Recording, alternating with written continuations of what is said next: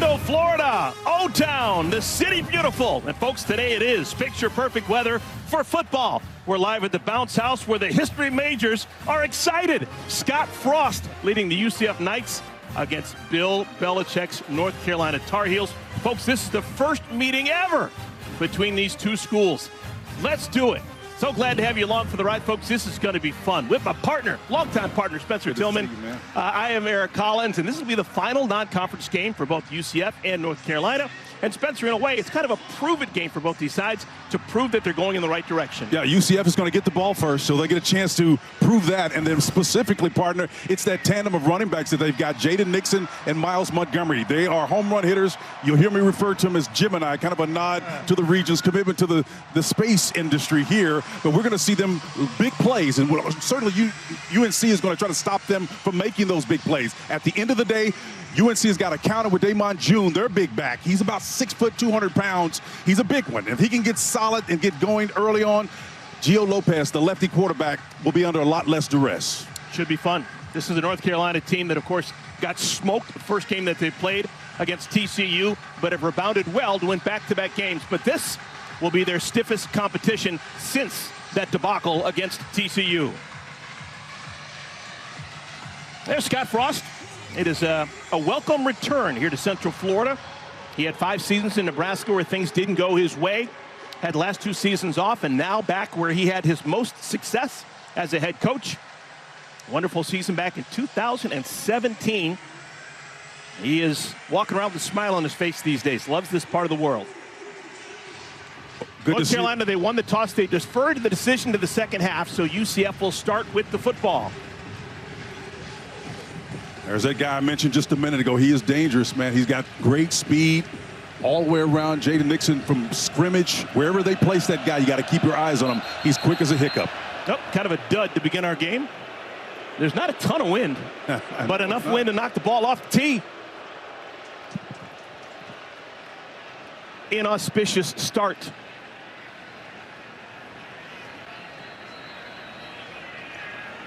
Back deep. Jaden Nixon, he's number 5. He's the dangerous man. Ajamin Adai is back with him. And Nixon will watch it sail over his head and back through the end zone. So it'll be a touchback. Ball to be taken out to the 25-yard line. UCF a perfect 2-0 on the year. They beat Jacksonville State. They beat North Carolina A&T. They're coming off a bye a week ago. Well, there's a lot of question about the caliber of competition up to this point. Some time off for one of these two teams. So they're still searching as we enter this week 4, looking for an identity, a sense of who they actually are. And I think despite, Eric, the change that both of them had, USC has 70 players that changed over. UNC had a little bit fewer, but the same situation there for Scott Frost. I think at the end of the day, they're still searching for who are going to be the contributors consistently. Well, Cam Fancher began the season as the starting quarterback for UCF. He's still out. We're going to have Taven Jackson as the quarterback. He wants to throw on first down. Jackson, controlled rollout. It's complete. Nice first down catch and run. DJ Black with the catch. Let's talk about the offensive line for UCF. The biggest of linemen would be Paul Rubelt. There's no one bigger than him in the entire college football world. He's 6'11". Their guards, first name is Guard Memelar.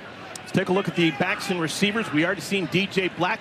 Dylan Wade is a proficient tight end, and we'll see equal amounts Miles Montgomery and Jaden Nixon.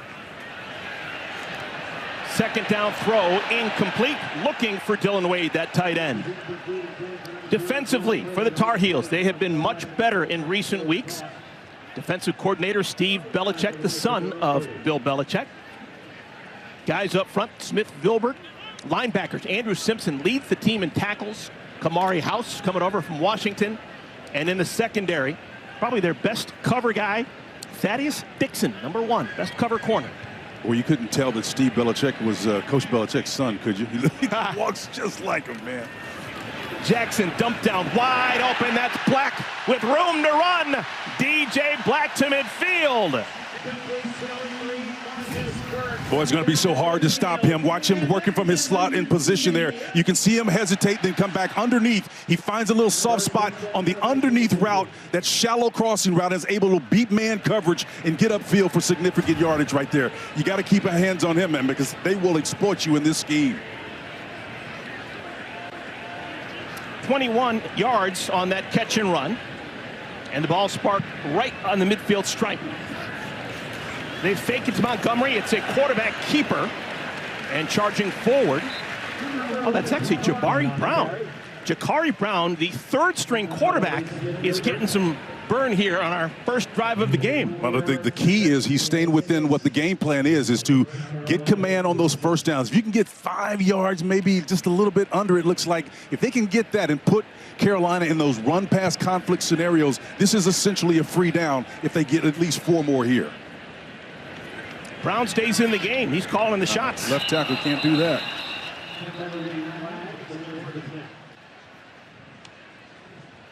Big Paul out there. False start. Offense, number 0. 5-yard penalty. Second down. That's Nate Black, today's referee.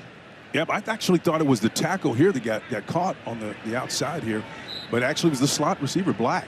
He's sitting there on the hash mark, and he knows it immediately. So with the loss on the play, they're going to bring in Taven Jackson to be the quarterback. So Brown leaves. It's Jackson and Montgomery in the backfield. They give it to Montgomery off left tackle, and he's dragged down from behind. Leroy Jackson with the tackle. It's going to bring up 3rd down and long.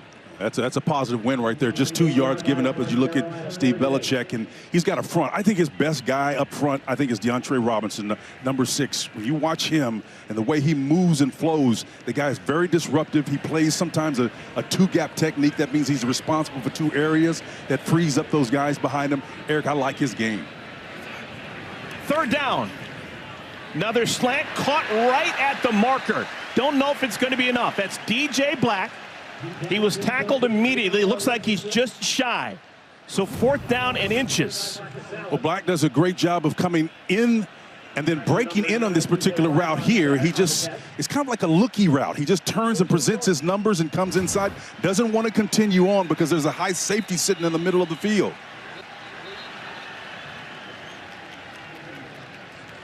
Now, this is an important spot. Yep. And the officiating crew wants to make sure they get it right. So they're going to make darn sure that the ball's where it's supposed to be, because this is an important 4th down for Scott Frost and UCF. Well, make no mistake about it. Scott Frost is calling the plays, and Steve Cooper is technically his offensive coordinator, does a lot of heavy work, but Steve Belichick, the guy that's defending this, has got to come up with a way to do it.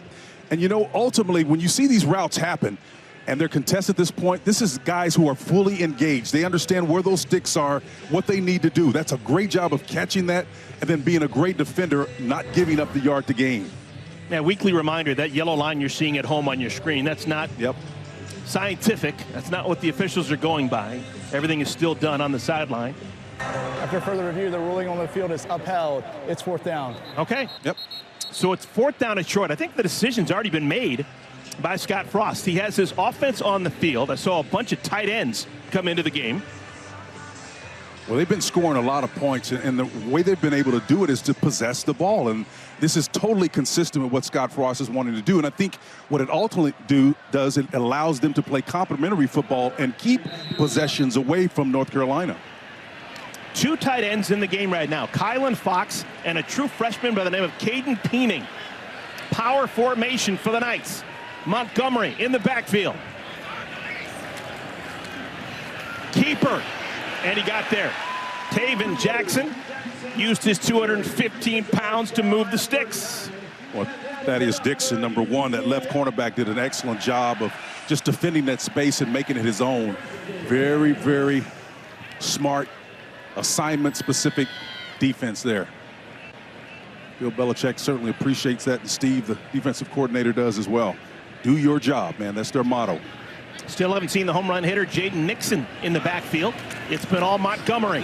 This time he is wrapped up behind the line of scrimmage.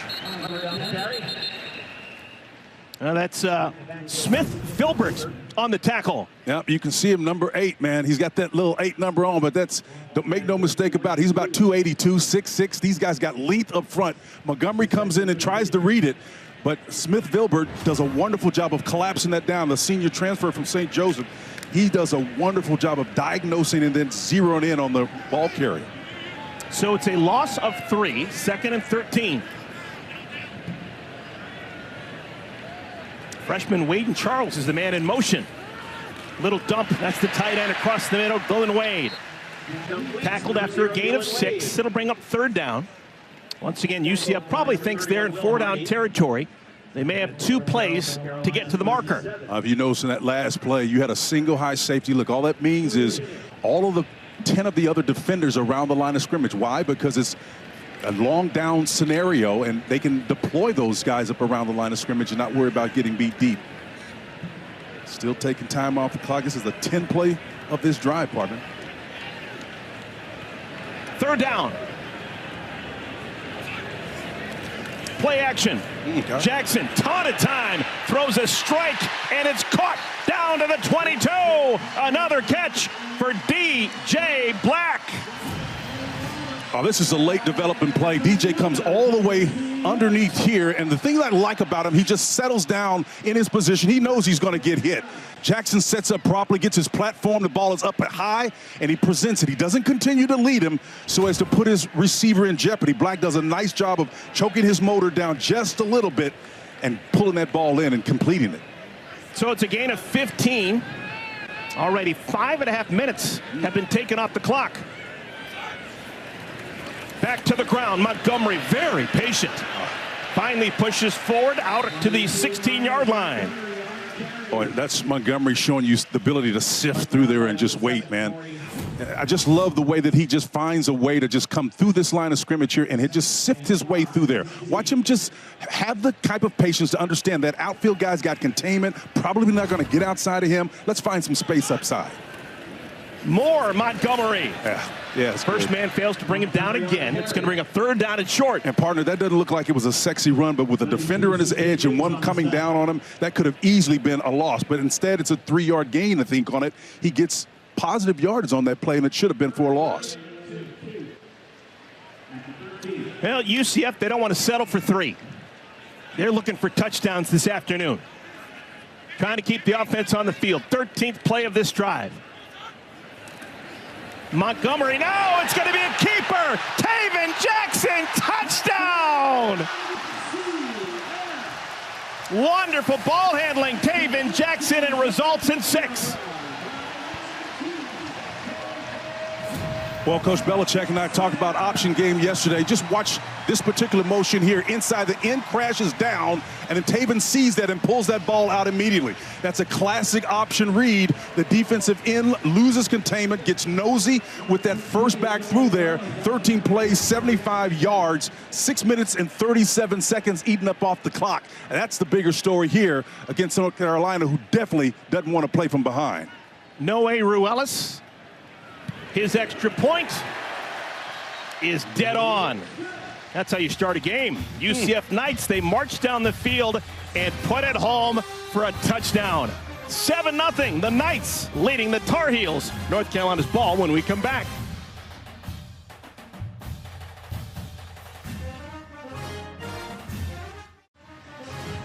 Fox College Football is sponsored by Geico. Switch and save, get more with Geico. And by Payday Peanut Caramel Bar. Get to it. Well, usually in this state that is dominated by the citrus industry, they cannot stand Frost. But Scott Frost would be the exception to the rule. 2017, a dream season, National Coach of the Year. They proclaimed themselves national champs. Left for greener pastures out in Nebraska. Decided maybe greener pastures aren't always better. I'm going to come back to Orlando, and they love him here. Absolutely. They treated him like the prodigal son. They killed the fatted calf, put a ring on his finger. Come on back. We'll embrace him. Hey, they left him perfect, man. He took him from 6-7 to 17 straight wins, and a lot of people think they had right to claim the national championship in that last year that he left. Hey, this wonderful coach. Loved talking to him yesterday about the crucibles of coaching and what he went through at Nebraska. It's tough to go home, Eric. You know it. You've been around this game a long time. Someone told me a long time ago, why leave some place where they love you just to go to some place where you're not sure if they will? Good career advice, folks. Write that one down. Love it. 8:23 remaining here in our first quarter. The bounce house getting after it. They're like, what's taking so long? We should have done this a lot sooner. First all-time meeting between UCF and North Carolina. They tried to get together before several times, but always hurricanes, COVID. You got it.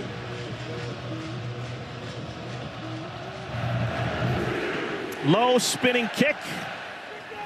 And it's fielded by the up back at the 10-yard line. So the Tar Heels will start with the football. That was backup running back Davion Gauze with the return. All right, here's Gio Lopez, the southpaw from Madison, Alabama. This will be his 4th start as a Tar Heel. Yeah, well, Freddie Kitchens has got to work with this southpaw, and I know Coach Belichick has never, ever in his illustrious career, this guy's the all-time winningest coach percentage-wise in NFL history, and it's never worked with the lefty.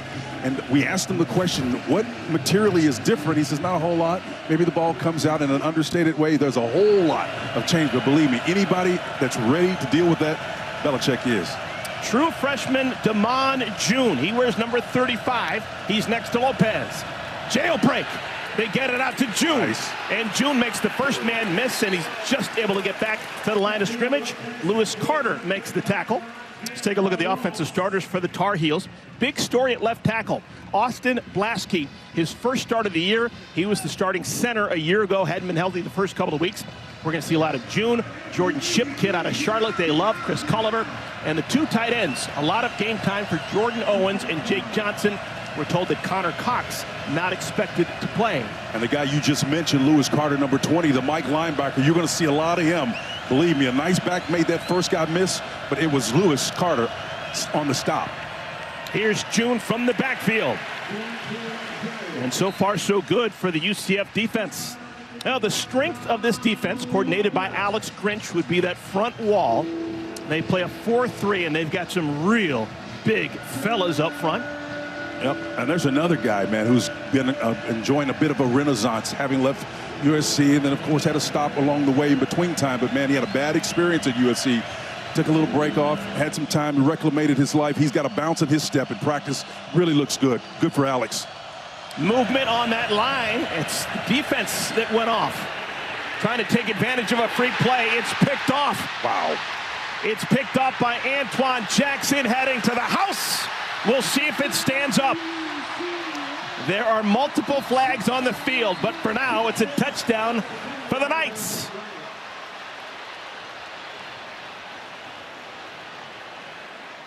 I think most of the fans here saw movement on the defensive line before the snap. Would have been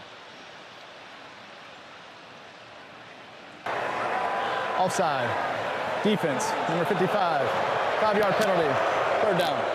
Yeah, when you're John Walker and 324 pounds and you go offsides, people notice. Yeah, big guy is up front. And again, he's the only one with his hand down, right? You can see him there in front over the nose tackle. He just kind of didn't hold his water, man. You know, you really stand out when you're running this particular scheme. If you're not engaged and understand what your assignment is, and it's a shame because they had North Carolina in a bind on 2 major stops on the 1st and 2nd down. So it's now 3rd down and shorter. It's 3rd down and 5. Lopez spits it out. It's caught by Jordan Shipp, and Shipp breaks a tackle to get a 1st down. Just a sophomore having a breakout season, Jordan Shipp. Well, I tell you, Jordan does a wonderful job from his ex-receiver position. He's a big-bodied guy, right at about 6'2", 190 pounds, and now he turns into a running back. He's got that ball on the inside arm, but he's strong enough to fight through it and get extra yards. If your name is Jordan and you play for the Tar Heels, you better step up. Fresh set of downs. Lopez. Batted! Picked off! UCF's finally got it. Nigel Kelly, how do you do? My goodness. Now, this is the worst-case scenario. Nigel Kelly is on the outside, and watch him get that big hand up right here outside.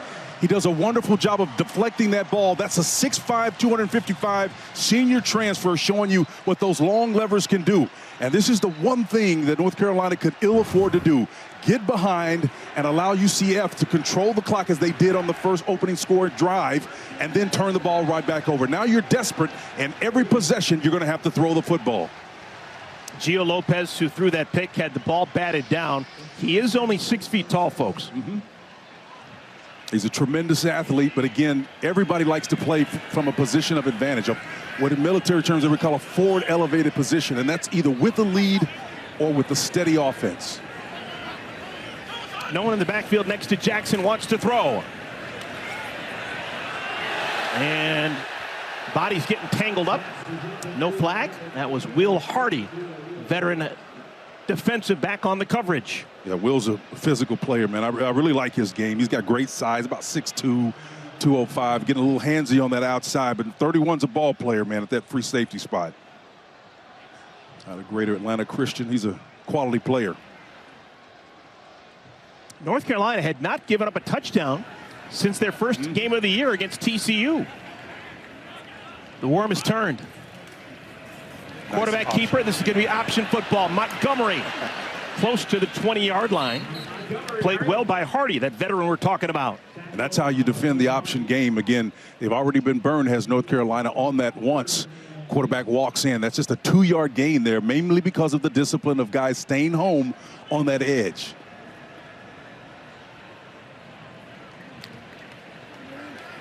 This is the first quarter that's been dominated by the locals. Dwayne Thomas checks into the game. They put him in motion. And now Dylan Wade goes in motion the other way. Little pop pass inside to Thomas. Thomas's first touch of the game. It'll bring up third down. That was a great little executed play, a little nuance, a little stutter mesh ride, and then get those defensive linemen in an indecisive position. They don't know what to do, man, and the option game has obviously confused them to this point. Scored on another one. It is fourth down, folks. It's fourth down.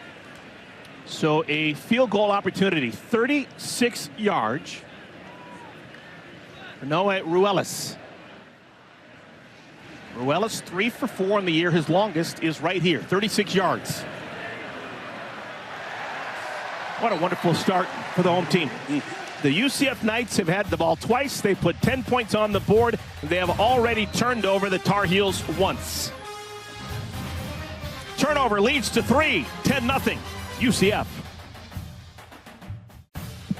Time for today's game flow, sponsored by Progressive. We are here in Orlando, Florida, on the campus of UCF, where they started playing football in 1979. First year of FBS football, 1996. And partner, they sure seem to have a good thing going right now. They really do, and I was scratching my head wondering exactly what to make of the efficiency of this UCF offense. And I'll tell you, that 68 points they scored last week, just 56 plays, they haven't had a hiccup yet today. They continue against the ratcheted up competition. So far, this looks like it's not gilded. This is real gold. Ball bounces in the end zone, and it'll be a touchback. So a second chance to make a first impression for Gio Lopez and the North Carolina Tar Heel offense. The question, partner, is will he operate with confidence and with command despite the interception, despite the lack of positive plays? We will see if the lefty can endure it. That's the challenge right now. He's never been just spot on as a passer, completing only 58% of his throws on the year. That's a low number in this day and age. Yeah, well, what Freddie Kitchens is basically doing, he's an extension of whatever Bill Belichick has done. He's not going to put the onus. He's going to allow the system and the structure of the offense to help the young quarterback out. But again, when you're behind, you've got to throw the football. Tight end Jake Johnson in motion. Shun tries the middle of the line. Nothing there. Yeah, and I'm just telling you, partner, that's a 2-yard gain. And the reason why it is because you got a single high safety. Everybody's around the line of scrimmage. Why? Because you got a 10-point lead. They're going to take a chance. They're willing to do that. I mean, football is a great game simply because when you're in a position of confidence, you'll take more chances. You got room to spare. Alex Grinch's stop unit is doing a wonderful job of populating the line of scrimmage. When those white jerseys get up there, look how many black jerseys are right around them immediately. Alex Grinch was talking all week long about disruption and production. Two keys to his defense. They've been quite disruptive so far in our first quarter. Crossing the middle, underneath, short of the line to gain. The catch is made. Helmet comes off of Jordan Owens. He'll have to leave the game. Gain of 5. It'll bring up third down. And again, just look at the relative proximity of distance of the players in the black jerseys. After the white jersey catches the ball, how fast does it take, or how little time does it take for those black jerseys to populate? That tells me something about the makeup of your team. With Owens out of the game, he's replaced at tight end by Jake Johnson. He's in the slot right side. Third down. There's pressure from the outside. Lopez flushed, in trouble, and he goes down. Sacked by Sincere Edwards. Well, sincere number 10 was certainly sincere about this as he comes screaming off the edge with pressure from the outside. He had help on the opposite side of him. And I think that the combination of pressure from both sides caused the creation of a kind of like an accordion effect where he now has to take his eyes off downfield, and the outside pressure caused him to blink. Tom McGinnis will punt it away. First time we've seen Tom in our ball game. Antoine Jackson's back deep for the Knights. McGinnis's kick high, end over end. Fair catch called for and made by Jackson. 48-yard punt, and UCF will have the football for the third time already with a 10-point stiff arm on the Tar Heels. Today's game is sponsored by Geico. Switch and save. Get more with Geico. With Spencer Tillman, I'm Eric Collins. It's been all UCF. Let's take a look at the Get More game plan brought to you by Geico. Spencer, your keys. Well, so far, mission accomplished, right? UCF have won those early downs, and certainly Gio Lopez has had to throw out a necessity. He's just 3 of 4 for 13 yards and an interception. And then ultimately, as far as grounding those two runners that we talked about, Jaden Dixon and Miles Montgomery, hadn't had to do it. The receivers have been doing the work, and they're reverse things and using the pass to open up the run. Jaden Nixon's actually on the field now. They fake to him and throw it to Marcus Burke, and the pass is incomplete. Yeah, and I think the beautiful thing about what we've seen in terms of being able to flip that script, we talk about balance. Balance is not running an equal or throwing an equal amount of times. It's doing what you have and must do at that particular time. And right now, UCF has said, hey, look, we know we've got these great backs, but we also got some receivers. Pick and choose. Here's the explosive Nixon, his first touch. He's across the 40, picks up 7 yards. 3rd down and 3, Andrew Simpson with a tackle. Yeah, pardon me, this is just an extension of the run game right here, right? It's a high percentage little swing play, getting it out to the backs where they can see everything out in front of them and they become a running back beyond the numbers. This is just a well thought out master plan against this defense. 3rd down and 3. Closing into the final 2 minutes of our first quarter. A little short motion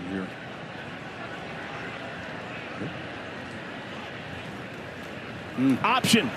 Nixon splits 2 defenders and gets the first down. Well, I'll tell you, partner, that was a brilliant read by Taven Jackson. And what made it work is when he put his hand out there like that and no one actually moved.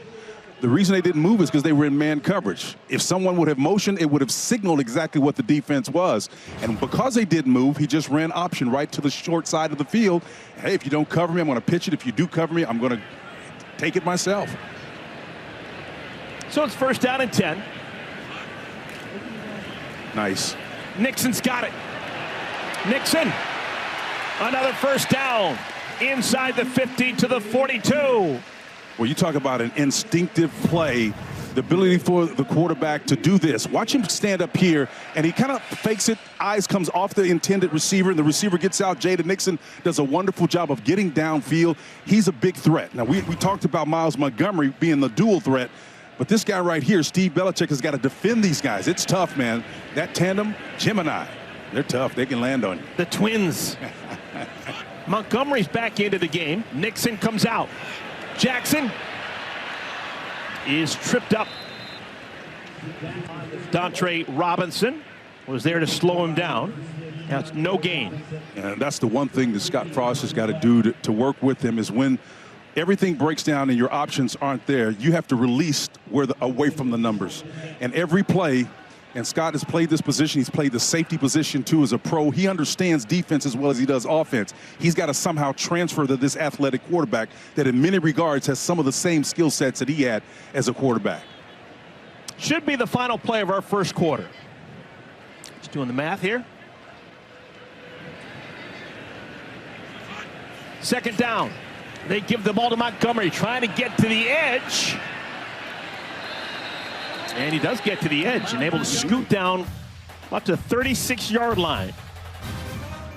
So it's going to bring up a 3rd down when we come back for our second quarter here in Orlando. So far, so great for the home team. UCF leads North Carolina 10-0, and they're on the move. UCF starting this game angry and efficient. They lead North Carolina 10-0 as we start our second quarter. Let's take a look at our Above and Beyond, sponsored by Jersey Mike's. Be a sub above. I'll have the number 2, Mike's way, brother. 13's pretty good, too. Yeah, they are. They're good. Jaden Nixon last game. Good golly. This is against North Carolina A&T. No shade. But they're not FBS. Just fantastic numbers for Nixon. He's scoring every way possible. On third down, it looks like it's going to be really close. That's a keeper for Taven Jackson. I think he's going to be about a half a foot short. But I think the thing about it, partner, is how they're subtly stressing all areas of the field and putting pressure on Steve Belichick's defense. Very effective. Not going to blink. Fourth down going for it. This is the second time that UCF is going to go for it on fourth down. They're slow to get out of this huddle. They may be thinking about a timeout.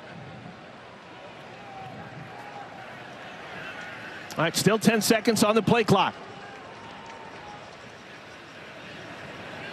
Fourth down and 1. Right up the gut. It's the quarterback, Jackson. And it looks like he's got it. Yep, I love it. Call, design, draw. You got a short man in motion is going to be your trap blocker, and that very efficient. He knew where he was going despite the clock ticking down. Had a couple of seconds to burn, and they were hell-bent on election, man, trying to get that one in. Taven Jackson knows what he's doing. He's a redshirt junior. He's from Indianapolis, Indiana. He's played in the Big Ten, Indiana. He's played in the SEC, Tennessee, and now he's in the Big 12. Whoop, look at that. That is a 50-yard swing, rushing yards between UCF and North Carolina. Trying to get the man out in space. Pass is caught. And that is DJ Black. Black has been a bust-out surprise for UCF so far early in the year. Well, he can really run. It's so tough to suss out this right here, right? It's just a screen, right? A long screen. But that outermost wide receiver is the one that you don't know who's going to get the ball on any of those plays. Here's another example of it. It's the middle receiver who gets it. And if you're trying to defend that, Eric, you try to tease it out. But once a guy gets his hands on it, you don't know if that's the guy blocking you or if you should get loose and try to defend that guy. I mean, this is really a trip formation. We call it a teacup also. Very tough to defend. Teacup. You got it. Now, Steve Belichick last year was in the college ranks. Mm-hmm. He was with Washington. Actually brought a couple of his key players over from Seattle to Chapel Hill. The tight bunch working it with different personnel. Tight end now. Montgomery. Swallowed up. Kind of ran into his own man, and that messed up the entire process. Marcus Allen and others combined on a -2. Yeah, Marcus Allen came all the way from the backside, man. Number 29 does a wonderful job of getting his nose in there, but look where he comes from, all the way from the backside of this play and chases it down and gets in there, makes the stop. Great defense. Marcus Allen, the tailback, top 10 runner of all time, maybe? Man, he's got to be top 10. I mean, that's easy right there. That's an easy call. Marcus, similar to you. Pro. Marcus Allen, as a college player, started as a fullback, blocking for Charlie White. Isn't that the truth? Out at USC. Sure did. Trying to get some speed onto the edge. This is Dwayne Thomas. And he's pushed out of bounds close to the 20-yard line. Thaddeus Dixon held his water. Had to control the edge, and he did it well. I know you'll know this. Last week we had Nebraska. That was another group that produced a tandem, Mike Rozier, but he had a guy blocking for him. Ooh. Roger Craig, right? You nailed it. You oh, my goodness. You got it. I love those. Folks in Chapel Hill saying maybe we have some pretty good running backs too. Oh, Let's go down that list pretty soon. That's good stuff. Miles Montgomery comes back in on a 3rd and 13, and this may be trouble for UCF. Ball start, offense, number 52, 5-yard penalty, 3rd down. That's the center, Carter Miller. Well, that's the first bit of inefficiency we haven't seen from this group. Otherwise, they've been really flawless up front. You know, Carter's that center, and he's the guy that dillies out all the calls up front and makes sure everybody's in position. Mimlar and company, that's a wonderful group to kind of just watch them. They got a podcast that they do, and Miles Montgomery was leading the one last time. They kind of rotated, and they, you know, Mimlar fashions himself as an angler, a fisher, man. They would give each other grief, man. It was just fantastic to watch. On 3rd down and a bunch, Montgomery's got it. And Montgomery powers forward across the 20. Andrew Simpson finally knocks him down, but this will make the field goal a little bit more manageable. Yep, and even when they're in a bad situation or a bind, you can see Montgomery just ricochets up forward for additional yards, man. These guys are always moving forward. Such great assets to have offensively. So a chance to make this a 13-0 lead.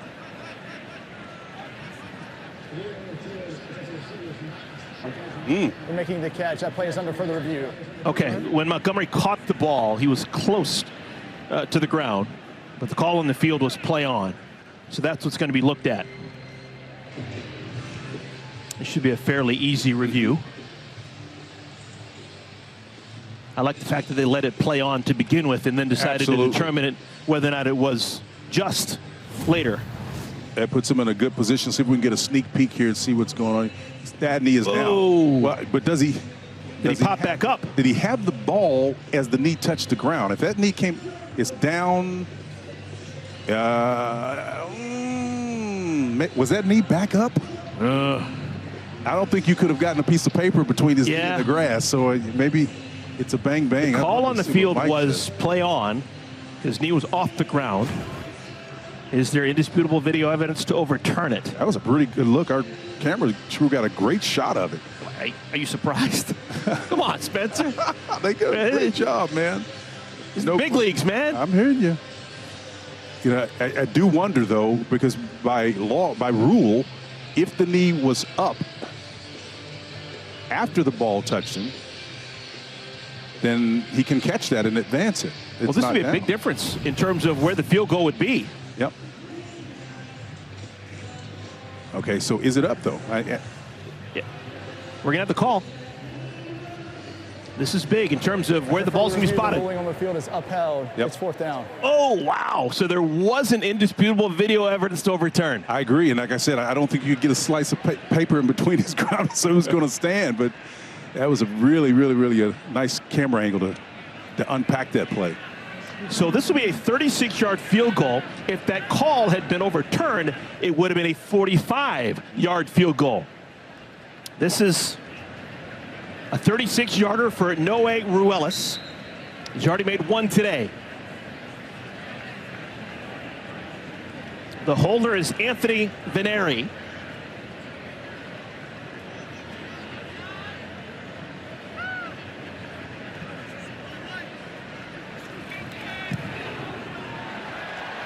Yep. Look at this. 13-0. How about these UCF Knights? They've come to play. Welcome back, everyone. We just found out that there was a super late flag that was thrown. Illegal formation for UCF. So they're going to have to do this again 5 yards further back. This is a 41-yard field goal. And Ruelas says, why not? I can do it from 10 yards further back. This guy's got a golden toe. Kelvin Bryant. Oh, look out. I'm going deep. Touchback. Ball will be taken out to the 25-yard line.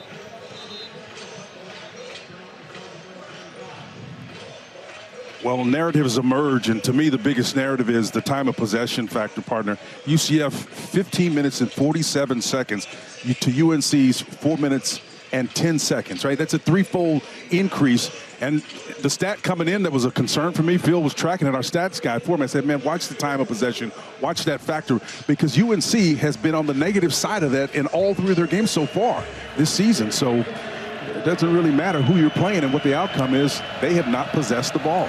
Design rollout for Lopez. Keeps it. Dives across the 30 to the 31.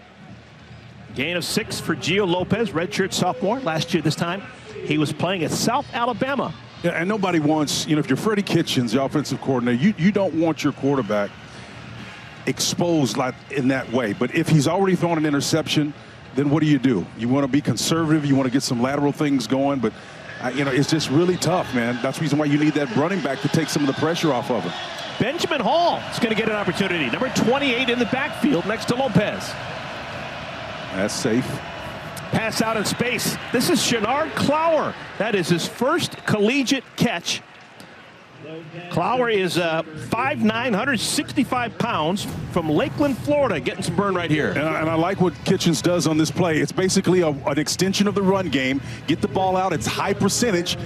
The receiver can see what's happening in front of him. No threat of imminent defender, so you're not going to lose the ball. He's got the ball properly seated. I like that. Net for 11-yard gain. And that's the longest play of the day for North Carolina. Hall, hard to bring down, gets to the 45-yard line. And I don't care what iteration it is, when you got a Scott Frost offense that's actually working, you don't want to try to play trade possessions with them or trade points. You're going to lose that battle. I mean, even though they not necessarily want to go pace and tempo is a tactical advantage, they're just so efficient with the ball. I mean, 56 plays, 68 points scored last time out. That's pretty strong, man. Hall remains in the game next to Lopez.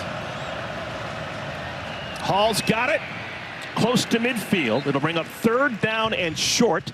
Lewis Carter on the tackle. That's a great effort by Lewis Carter. We saw him in his Mike position. Second play from scrimmage today. Make a great play. He's showing you again. He roams that middle inside like few do it. He's a load at 224, man, 6 foot. Hall bursts forward for the first down. Love that trap block. I love that play right there. That's Bill Belichick football right there now, man. Got it, whether it's a tight end or a guard, you got a guy that's willing to stick his nose in there against a big defensive interior lineman. That's big-time football right there. So quickly back to the line. Lopez throws a dart, and it's caught. It's Jordan Shep. Second catch of the day for the kid out of Charlotte. And I'll tell you, I'm more impressed with the shot that Lopez took. I mean, he had a big guy bearing down on him. Again here, that was R.J. Jackson that hits him, just nails him, man, on the back end after the reception is made. That's strong. 24 yards net on that one. Hall again. This time he's grabbed around the ankles. Philip Dunham. 2nd down. This is by far the most promising drive of the afternoon for North Carolina. Well, if it can be adjusted to, believe me, this particular coaching staff with so much experience on a lot in the NFL, they're going to find a way to be effective offensively. Back into the ball game, Damon June skitters down to the 15-yard line. A steady dribble, we're a hole in the rock, and you can see it, the impact. We started off this series talking about what is Natrone Means going to do to inspire these running backs to get in play. Well, they're giving the backs the ball and using the extension of the run game to sustain drives. That's what they need to do. They don't need to trade points with this offense. North Carolina's first game of the year outside the state of North Carolina. Did play a game on the road, kind of, in Charlotte. And that was against the 49ers. 3rd down and 2. Lopez, tons of green grass. And he's got enough for the first down.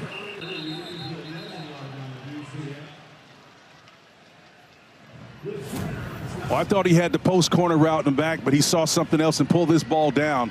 And I think part of it, the fact is he was a southpaw, I thought he would see that corner post route because he's facing that direction. North Carolina's going to swap out left tackles. Number 72, Eden Buchanan, comes in. He's played a lot so far this year, but he's replacing Austin Blaskey's, whose helmet just came off. That is a dangerous pass, and it's picked off. There is a flag down, but the ball is intercepted by Braden Marshall. Well, I tell you, Jaden Bellamy, number 29. Pass interference. Offense, number 19. Oh, my. Penalties decline. Result of the play. First down. Offensive pass interference leads to the 2nd interception of the day for UCF. Yeah, and this was created, too. Jaden Bellamy, number 29, is the one who facilitates it, partner. You look at him step in there, get that hand, punch it, and we're headed the other direction. Fox College Football is sponsored by White Claw. Grab life by the claw. Please drink responsibly. Well, another turnover after a 63-yard drive the Tar Heels turn it over. And how'd you like to get called for a penalty if you're this guy right here in the middle, right? Your back is to the play. You have no idea that the ball is in the air. You're just going downfield and blocking. It's in within that 5-yard range, so you don't necessarily know. Maybe they're picky with it and say you got your hand around his collar, but that's not it. It was the fact that the ball was deflected up in the air, and the official saw that as an impeding his ability to catch that ball. I think that influenced the flag coming out. That was a daily double for Braden Marshall. He was the one who's being interfered with, and he still got the interception. Whoa, look at that hit. Catch is made by Dwayne Thomas. He was able to break free of Gavin Gibson's hit and get back to the line of scrimmage. Well, I tell you what, Gibson got in there really quick as a hiccup, man, and crashed him. If you're going to play isolation ball right here, watch this guy right here come up and read, passes that off to the underneath defender. He gets in a position to make a great play, knowing he's got a cavalry coming behind him. That's great man coverage. We've gone under 5 minutes here in our second quarter. Speeding along with UCF controlling things. Montgomery dances in the hole and gets out to the 13-yard line. Yeah, something changed your mind when he got in there, man. He started stutter stepping around there. Oh, man, that was just a great job of patience, though, and finding something where there was nothing. But, you know, any coach is going to tell you, man, if you don't have anything, stick your nose in there and just get yards, particularly when you're backed up so far in your own area. Tar Heels would love to get the ball back for their offense. Indeed.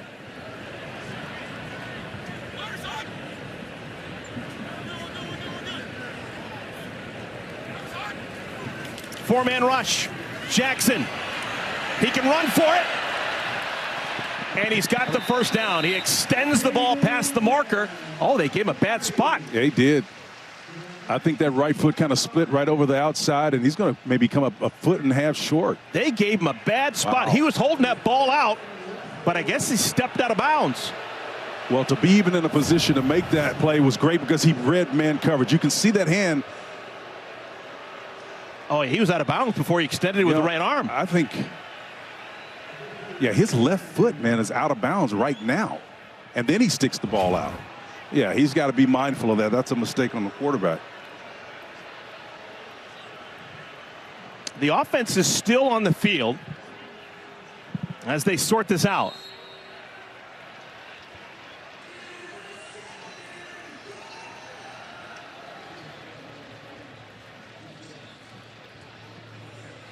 All right, so UCF, they call the timeout. Now they'll punt it away.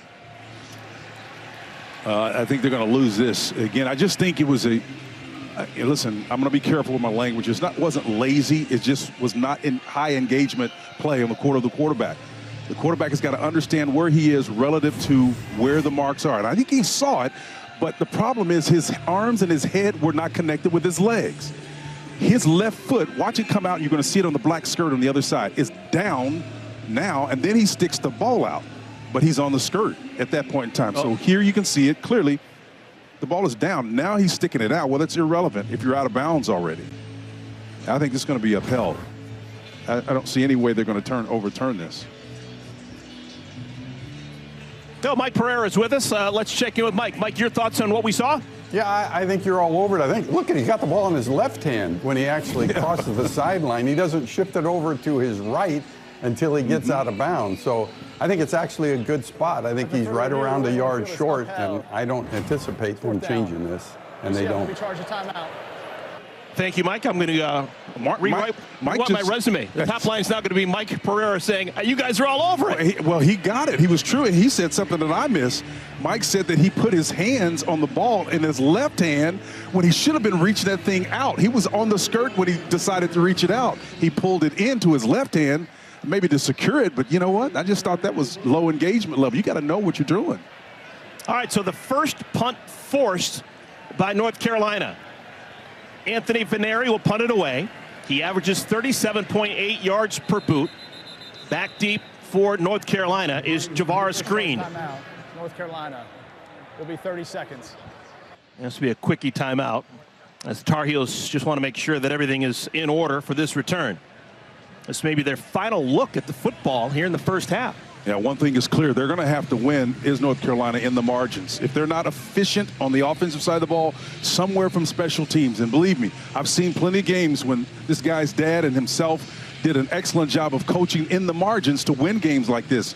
But with this team, no hiccups on the offensive side opposing them. The Knights are not the type of team to try to win in the margins against, because they're just going to outscore you. They're possessing the ball longer, 3-to-1 disadvantage in that department. You've got 2 turnovers. What was the stat we talked about yesterday in the meetings? 91% of the time, if after 60 minutes you're trailing by 2 or more in the turnover, you're going to lose. Done. Period. Yep. You're done. Van Arie to punt it away. Green back deep. Javaris Green, redshirt freshman from Shelby, North Carolina.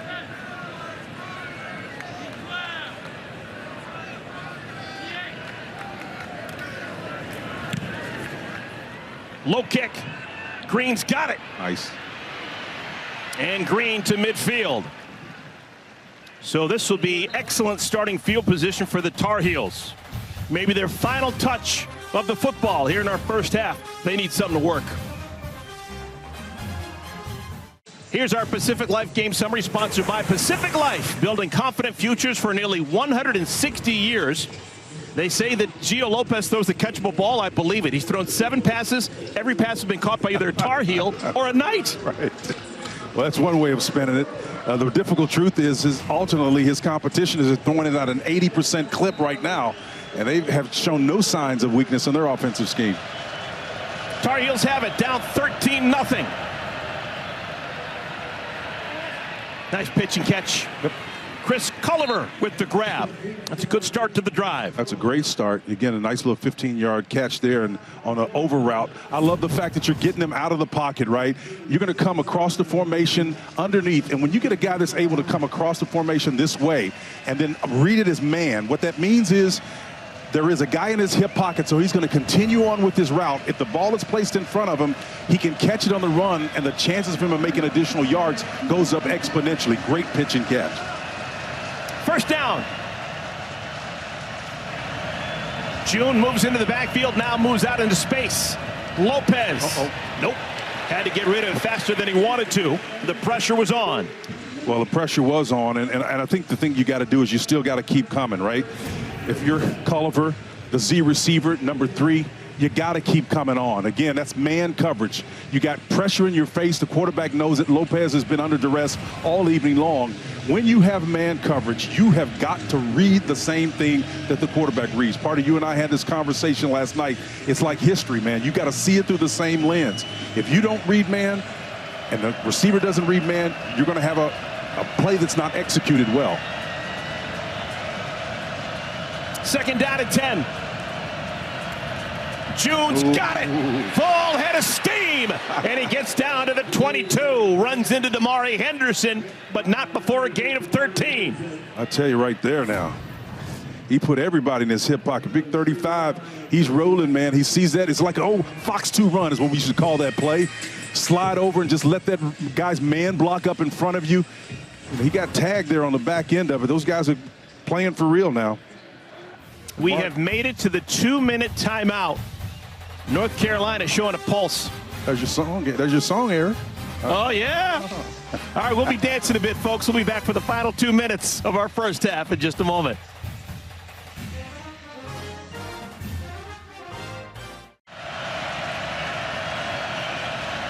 They put ship in motion. Lopez. Lewis Carter on the stop. I'll tell you, he's a baller, man. That Lewis Carter is a baller big time. You know, he knows he's out there and he's got that quarterback. They're not necessarily spying him, but number 20 has the quarterback. He sees it and diagnoses it immediately and comes underneath that faux block on him and just gets a shoestring tackle on him. But, man, he knows if he doesn't make that play because of the scheme,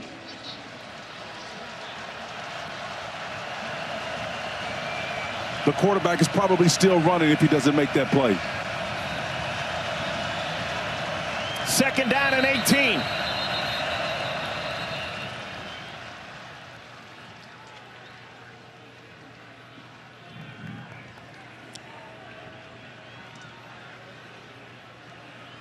Please reset the game clock to 1 minute, 32 seconds. And the play clock to 25 seconds, and both will start on my signal. Now, this is going to work in the favor of UNC, and Scott Frost looks on. But you know what? It's that kind of staccato start and stop that affects the execution. Offense is hampered by these types of stops like this, man. They've got to leverage this continuity that they've created on this drive to get in and score. Both sides with 2 timeouts remaining here in the first half. It's not good. Timeout, UCF. And UCF calls a timeout.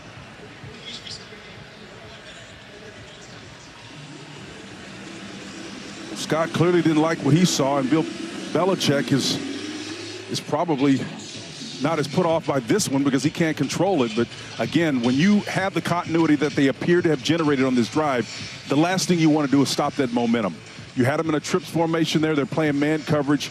Your quarterback, who's struggling, probably is in the best position because he's a southpaw to get an individual matchup on the backside. Fewer bodies, less likely to be intercepted. That's the look that you want.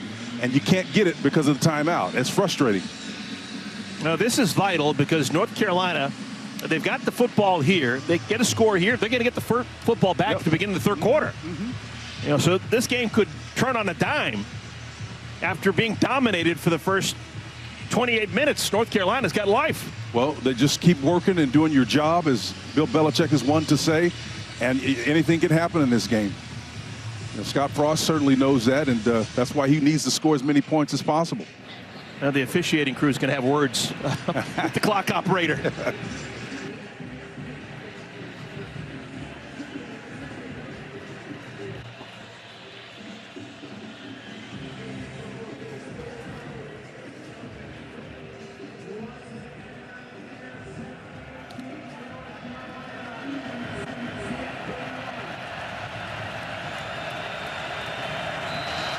Second down and 18.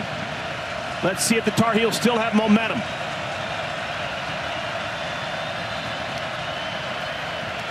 Inside run. This is June. And he swallowed up Jaden Williams. Williams playing with a wrap on an injured thumb that kept him out of last week's game. You know, June. Charge timeout, UCF. Will be reset the game clock to 1 minute, 34 seconds. So we're going to take a super quick timeout. We'll be back with an important third down for North Carolina. So it's third down at 14. It has been sunny, temperatures in the mid-80s. I don't know why, but UCF chose to wear their black tops. I wonder about that, but I guess they know better than we do. Look at the time of possession. Scott Frost's team has been out there in that baking sun for a large portion of our first half. That's a pretty nice distinction. BYU and UCF, the only 2 FBS teams with 0 points allowed. Now, if you go for the post corner here, partner, on this side of the field, the right side, you got to be careful not to take that over route too far, because right about the 10-yard line, you're going to start getting into a shaded area. And the receivers have a tough time spotting the ball and IDing it once it crosses into that from light to that darker area. Third down and 14. Jordan Shipp, number 1. He's the big play guy for the Tar Heels. He's going to be lower portion of your screen in the slot.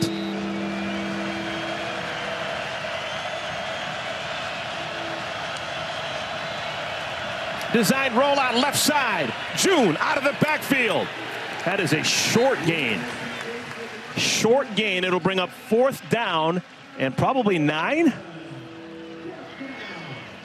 Yeah, and the kicking team will come on. I like the decision to do that. Again, the fact that you had your back out there going to the wide side of the field, that makes sense. I, for a moment, thought they were going to try to throw the deep ball. Now you can see the entire field is covered. We got cloud cover now. But it would have been problematic to throw from light to dark. I think it was a good decision. All right, Reese Verhoff has not missed a kick on the year. He is 4 for 4 on field goals, 9 for 9 on extra points. This is 40 yards out. You betcha. All right. So North Carolina, they break the seal. They put a 3 on the board. Let's see if UCF can answer. 1:23 remaining in our first half when we return. 83 seconds remaining here in our first half. North Carolina has been dominated in our first half, but they're only down 10. It would behoove them to keep UCF off the scoreboard here over the final minute 23 and go to the half feeling okay about themselves. Yep, I mean, they will have acquitted themselves, and if I'm Bill Belichick, I'm saying, look, if the score holds, we've played about as poorly as we could have played, and we're down just 10, if in fact it does hold. But trust me, the way UCF has been moving the football down the field, I think this team can score with this much time that's on the clock right now. So you got to have your A game ready to play defense.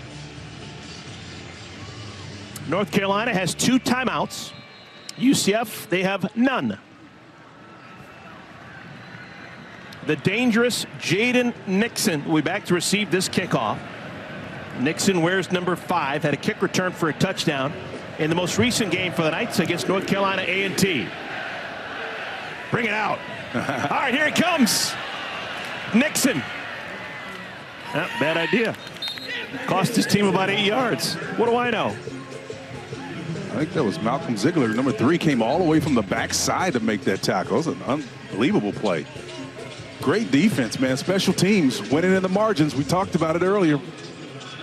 Do you think the UCF will get frisky here? I think, listen, I think you try to get as many points as you possibly can. Even though you're backed up, you're not showing a propensity to fumble the ball or be careless with it. They're coming out in a 4-wide concept here, probably going to run it, but I like the idea. So Nixon, the home run hitter, he's in the backfield next to Jackson. Jackson. Oh, my goodness, he had a man. That had a chance to go. It was Marcus Burke open, but the pass was well behind. And if I were to ask you what you thought that coverage was, partner, what would you say it was? Cover 2. It was zone, absolutely. It was a cover 2. He should have set that ball down. You don't see anybody man-to-man behind him. What you saw were people around him. That was a zone. So when you see that, you find the equal distance between the 2 defenders, and you sit that ball down. That's why it was on his back shoulder. Quarterback was not on the same page with the receiver, man. So the clock stops, 1:12 remaining in the second quarter.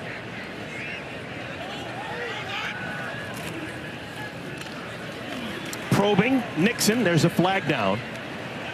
This could really stop the drive for the Knights if this is against them. And I can't imagine a world in which it's not from where the flag was thrown. Oh, boy.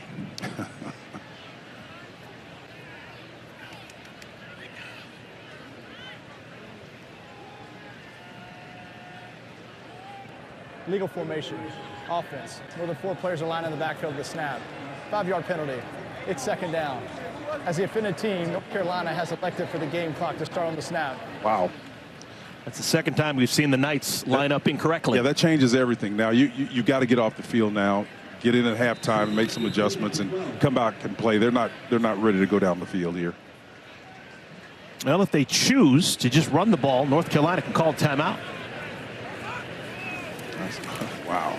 Jackson, the pump fake, able to escape pressure. A flag comes in super late. Jackson goes down. This should be a 3rd down, but there's a flag, and it's going to go against North Carolina. I don't know how Jackson got out of this. I thought Tyler Thompson, the right defensive end, had him dead to rights. Holding. Defense, number 1. 10-yard penalty added to the end of the play. Automatic first down. Oh, Thaddeus Dixon. Their best cover corner. Wow. Used those hands too much. And it's just unfortunate, too, because 92 and 40, C.J. Mims and Tyler Thompson did an incredible job of shutting down the quarterback until he slipped out. So new life for the Knights. Quick hitter across the middle, close to the line to gain. Tight end Kylan Fox, gain of 11. I'll tell you what, 48 seconds is an eternity, partner. Clock stops temporarily. Now it's moving again.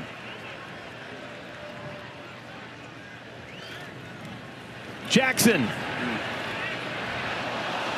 Incomplete, looking for Dwayne Thomas Jr. That stops the clock. 37 seconds remaining, and there's a flag down again. Yeah, it was Caleb Cost, number 21, playing nickel in coverage on the back end. I thought he was in great position. It won't be on him. The flag was thrown in the backfield. Oh, there's 2 flags, one in the offensive backfield, one in the defensive backfield. These have got to be different penalties. Will be offsetting.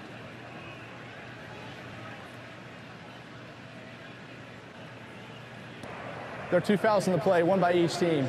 Holding, defense, number 9. Correction, number 29. Personal foul, roughing the passer. Defense. Well, both those penalties against the defense. 15-yard penalty. Okay, so clearly they're going to take the roughing the passer. Both those falls were against the defense. Did I hear him?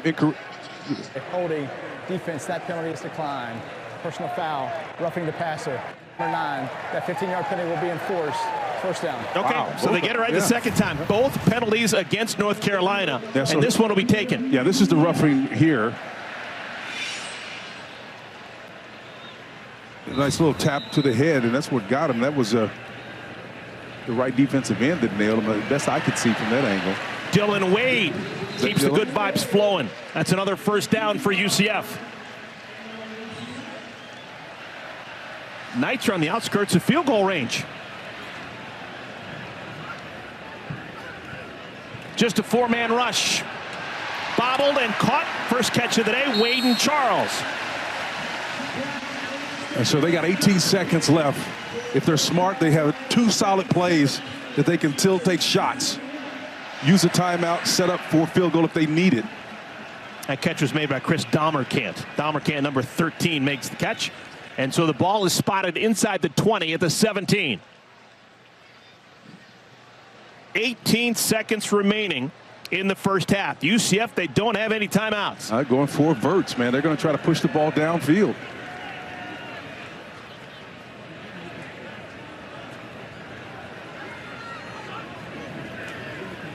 Nice. To the end zone, wide open, touchdown, Kylan Fox. Wow. What a drive for UCF.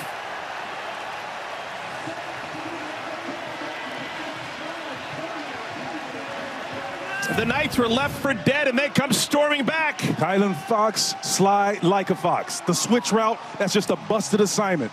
Both defenders for North Carolina come up in coverage, and Fox slips right behind them. You vixen, you. First touchdown of the year for Kylan Fox. It caps a 6-play, 83-yard drive. And now momentum squarely back on the side of the Knights. Wow. Ruelas tacks on an extra point, and the lead is now 20-3. Well, this play is just a brilliant play. Again, the switch route, fake it on the outside. The hitch keeps everybody in, and Fox just slips behind everyone. It's wide open. Chalk that up to a mistake on the back end for this Steve Belichick coach defense.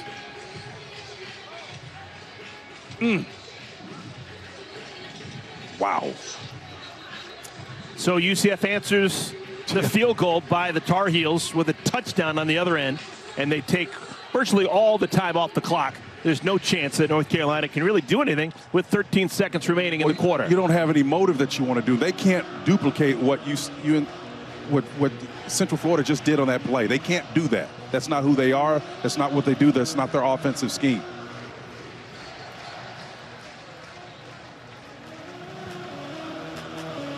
Now, barring a tremendous run back,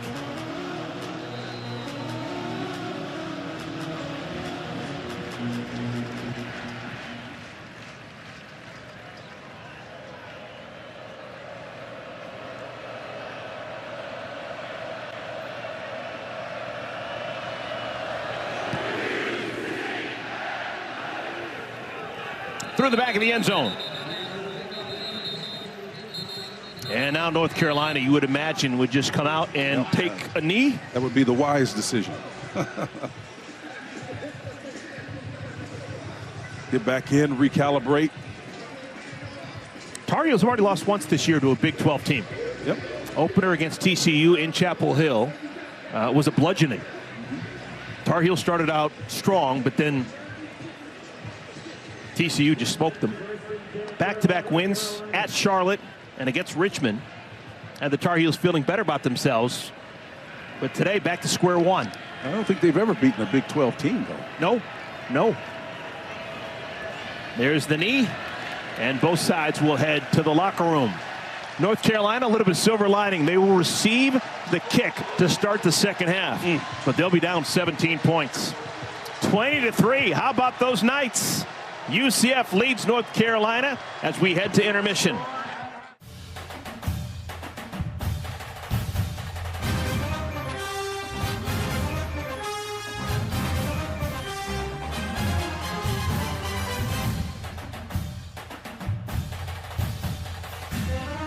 It has been a glorious day for the guys who call themselves the Knights.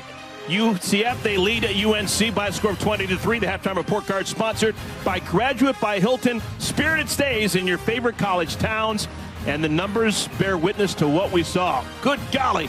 How about those Knights trying to get to 3-0 on the year with my partner, Spencer Tillman. I am Eric Collins, and really just a wonderful performance by this Knights team. Particularly that last drive. You know, Eric, it was like a 12-play sorties, and the only thing that went wrong was that first play. You know, Taven otherwise took them down the field in a flawless effort. Again, the way he was able to execute told me something about the level of confidence that Scott Frost has in the scheme, in the system. Remember, they're backed up. Hadn't been playing particularly well in the previous two possessions, right? But yeah, confusion on the back end of the mistake, with the confusion with those guys, Gavin Gibson and Thaddeus Dixon, confused on the switch combination on that route that gave up the touchdown after that 83 yards of consuming a minute and 4 seconds, leaving only 13 left. To me, that was just absolutely a dagger.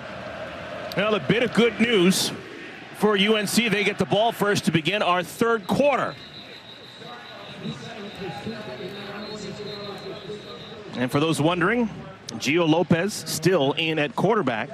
Other option, Max Johnson, who started a whole bunch, a lot of playing experience at both LSU and Texas A&M, but he is not in the game. It's Gio Lopez trying to dig the Tar Heels out of this hole. Well, you don't want to bury his confidence, and that's important, right? He's a great quarterback. He's got great potential, upside, and all of that. And in this era that we're in now, you want to give these guys a sense that they can compete and grow. You don't want them shifting and getting out of here on you, getting their dauber down and disappointed. Benjamin Hall, who played a whole bunch of that second quarter, remains in the game. They give it to Hall. And Hall is gang tackled. Cole Kozlowski and others tackle him after a gain of 3. Kelly's in there as well. And I'll tell you, just watching these edge rushes, we knew that they were long, and we knew that Alex Grinch had got them playing at a high level. But just watch throughout the course of this second half, 51 and number 9, Kelly and then Lawrence on the backside and on either respective sides, how well they set the edge and not allow people to get outside of them, and then how they play the run. These guys are both totally complete players. Bill Belichick telling us yesterday he thought that both guys, Malachi Lawrence and Nigel Kelly, are NFL-type players. And that means something. Nice. In space, they get it to Shenard Clower.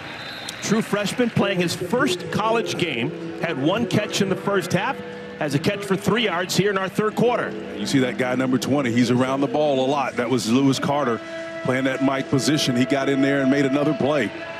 They're flying around on defense now. Important third down at 4. Tar Heels do not want to give the ball back.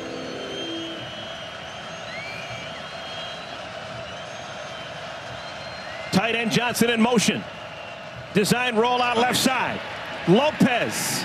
Nice one-handed catch by Caleb Hood, but nowhere close to the line to gain. Oh, that was sniffed out beautifully. And the guy that we just ID'd, Malachi Lawrence, number 51, was the guy that did it.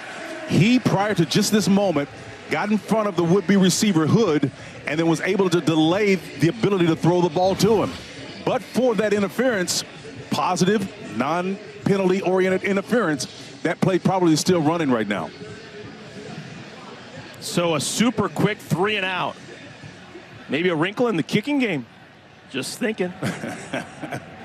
Tar Heels need to do something to get some momentum back. Well, they need a directional kick this to the far right and make him work for it. Antoine Jackson! Bad idea! Ball is loose. Oh my goodness, that is not what the Knights needed to do. And it's still UCF football. How did he get that back? Woo, disaster averted. My goodness. Scott Frost is going to have a frosty attitude towards Mr. Jackson, making plays like that. He's perilously close to where that line is, where it goes from light to shade. He's got it eyed, but he's just not under it. I don't know how he got that ball back. Amazing. Fortuitous bounce. Well, if you're Jackson and you got a glove on your hand, magic things seem to happen. That's good. All right. So UCF's got the football and the lead and momentum. 20-3 is our score. Miles Montgomery, he's carried the majority of the load on the ground. They fake it to him. Out in space, this is Thomas. Oh, nice. And Dwayne Thomas brought down by Will Hardy. That's a nice way to start your drive. Pick up a 7. Thomas did a nice job at the end of that run. Will Hardy is sitting there defending number 31. It's just a little subtle move. Sets him up, slips underneath him for an extra 2 yards. It's a fun game for Dwayne Thomas. He is from Miami, but he played in the state of North Carolina prior. He played at Charlotte for the 49ers. Watch the inside receiver, number 2. Nobody's covering him right now. He's got him right now if he wants it. Throw it. They get it instead to the tight end, Dylan Wade. That's him. That's who he's looking for, the inside of the 2 receivers. 0. It was just a little go route on that side. Good for 8 yards on that. And what made it work is when the quarterback initiates the play, nobody moves, there's a big gaping hole right there. All you got to do is move to that position and turn and present your numbers. That's pitch and catch in the strictest sense of the definition right there. Great communication. Not a whole lot Steve Belichick could do about that except play some other coverage. Final non-conference game for both UCF and North Carolina. Conference play starts next week for UCF and in 2 weeks for North Carolina. And out the back door goes Taven Jackson. Jackson all the way down to the 20-yard line. Wow. Will Hardy was the only thing keeping Jackson out of the end zone. Well, this guy is real. He's like Wayne Gretzky, slick and overboard, man. He takes that thing out and pulls it. You don't even necessarily know he's got the ball the way he runs with intention. He makes everything look the same. Excellent job of execution there by Jackson. Fantastic athlete, comes from an athletic family. His dad played in the NFL. He's got a brother who plays in the NBA with the Golden State Warriors, Trace Jackson Davis.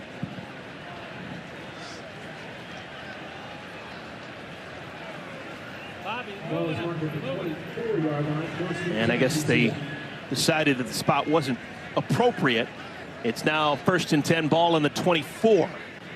So it was a 25-yard run by Jackson. Fake it to Thomas. Nice. They find the tight end again. Dylan Wade down to the 6-yard line. Yeah, but partner, I want you to watch what Dylan Wade is. Last time he was in the slot position. He's got a little shoulder issue now. He's got a little clavicle, man. But he's here now. And watch him release outside and get width. And the window is just straight through there. And that window is what allowed him to exploit that opportunity. Just a great job of putting him in different positions, whether he's true to the slot, moving him eventually to an X position outside. This guy is flexible. He can play anywhere. So Dylan Wade, who has had a nice ball game, will have to leave the game. Hopefully he doesn't go into the tent, and maybe it's just a little bit of a scary situation. He has been fantastic. It looks like he's holding his clavicle area up around his shoulder. Yeah, they're walking to the tent. Don't go in there. Yeah. Nope, he stays out of it for now. Yep, now the tent's coming up. Okay, 1st down and goal. Ball's at the 6-yard line. Miles Montgomery in the backfield. Doesn't have a touchdown so far this season. Montgomery pushes the pile. And he stopped just short. They mark him down at the 1.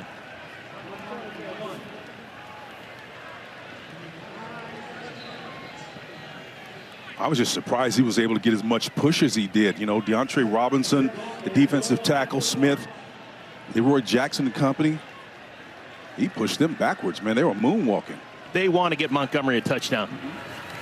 And they do! Touchdown! Miles Montgomery! Some things you guess at, other things you just know. Coaching staff, they love Miles Montgomery, and they wanted to get him a score. Well, inside zone, low man wins, right? You got the little crossbuck action there. Get guys standing up, looking trying to anticipate where they're going to get hit. And when you're standing up like that, if a guy gets his pads underneath you, it's like stealing, man. Touchdown. Miles of smiles for UCF. Their largest lead of the day. They're up 26-3. Good to see the captain get in there and score. We highlighted him to begin the show, and what UCF did was flip the script on us. This is bordering on a laugher. Still a ton of time for North Carolina, but they got to figure something out, and quick. 27-3. Fox College Football is sponsored by Progressive Insurance. Home and auto coverage you can count on. Bill Belichick, longtime assistant under Bill Parcells, 2 different spots. Head coach for a first time with the Cleveland Browns. And then, of course, nobody did it better for so many years in New England. 6 NFL titles. He's in a class of his own. There's no question about it. It's only a matter of time till he gets this program back to where it was before. And I'll tell you, that first shot reminded me, he's with the Giants, wasn't that? Was Dave Meggett and some of those guys doing that? Lawrence Taylor, Carl Banks, Pepper Johnson. All the great ones, man. Lewis Tillman, there's a name for his special teams. They need some special teams help right about now. No relation. Yep. That is Clower on the run out. Shenard Clower, his first kickoff return of the year. And now North Carolina will try and get something going. Yep, and again, I mean that, man, just from, listen, everybody knows about Bill Belichick's reputation, and having played against him back in the old days of the AFC Central, Cleveland, Oilers, those battles that we used to have. And let me tell you something, there was no more prepared team, and you saw that in our time with him yesterday, man. He was so affable, but when it came to zeroing in on what the subject matter was, he had a pat answer. He had an understanding of what we were trying to unpack, and he took us to school, man, on a lot of stuff. Good stuff. Damon June, they fake it to him. Lopez brought down at the line. And Bill Belichick, we really enjoyed our time with him yesterday. I actually thought he was relatively engaging. Oh, he was great. And it could have been the fact that you were there. He wanted to talk to you about your days at Oklahoma and Barry Switzer and Chuck Fairbanks and Bud Wilkinson. He is a student of the game, still inquisitive at his 73 years of age. And that's very perceptive of you, because anything he asks,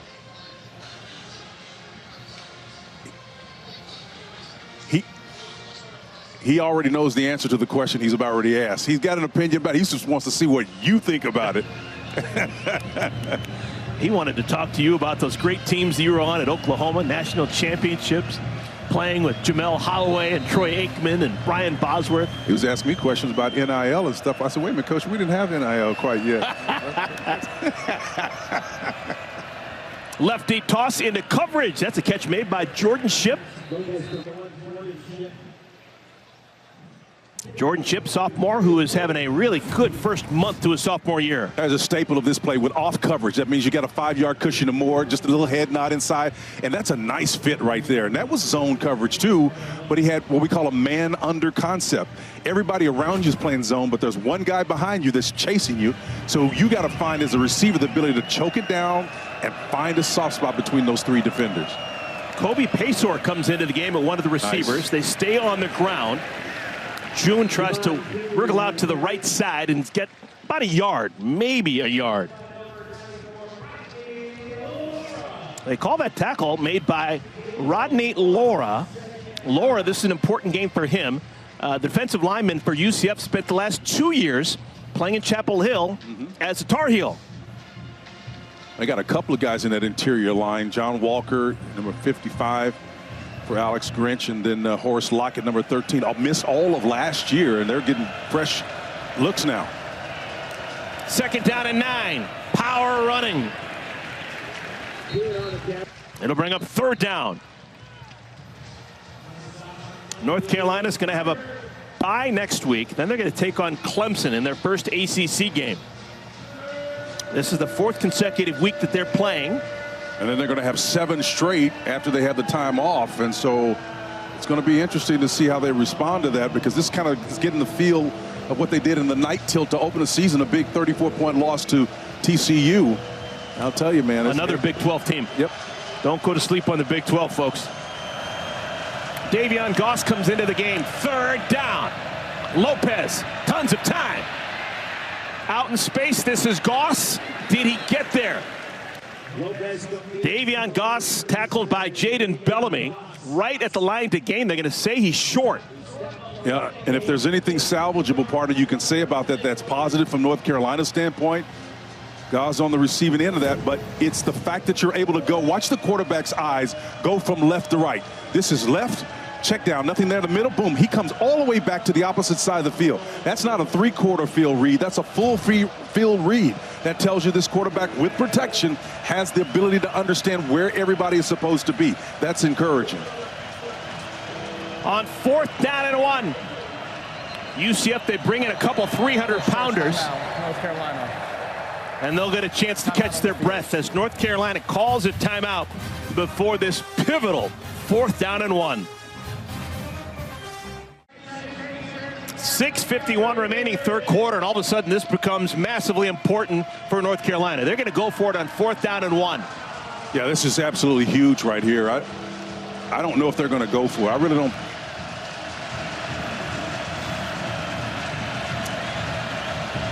Nah, I don't know, partner. This is just to see if they can jump off sides. Yep, I would. Wow. They go for it. Keeper. And Lopez. He's going to be stopped short. He's going to. The officials saying they're going to move the chains. Yep. Not by much. And he's hurt. Somebody's down. Quarterback's down. It is Lopez down. For it. Oh, that hurts. Officials timeout for an injured offensive player. Man, that's terrible. That's awful. Sorry. It's just. That's the price you pay, man. It's a tough one. Inside zone read, you got the tight end coming back the opposite direction to get a block. A lot of meat in there, man. Yeah, you saw a couple of those 300-pounders land on top of Lopez. So Gio Lopez, starting quarterback for the Tar Heels, being looked at. Will take a timeout.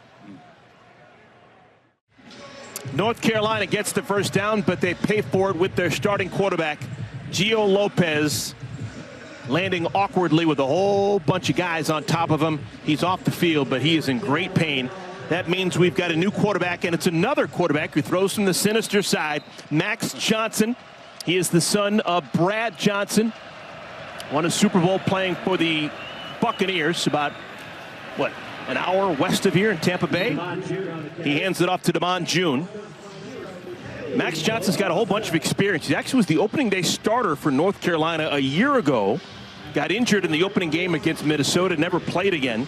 He has started a bunch of games in the SEC, both at LSU and at Texas A&M. So this is a real weapon coming off the bench for North Carolina. But you got to find the balance. If you're Freddie Kitchens, the offensive coordinator, do you put 14 in here and then expect him to do what you actually need to do, and that's to throw the ball, push it downfield, or do you rely on your big freshman running back? It's a very precarious situation to be in, but it's one that they've got to sort out. You learn from every scenario. That's the first thing you learn from a coach like Bill Belichick, so they're learning here. 3rd down and 1. North Carolina went for it on 4th and 1 a moment ago. You'd assume they'll go for it twice. Here, if it's 3rd and 1 and they don't get it the first time. Benjamin Hall in the backfield. They give it to Hall, and he pushes forward for the first down.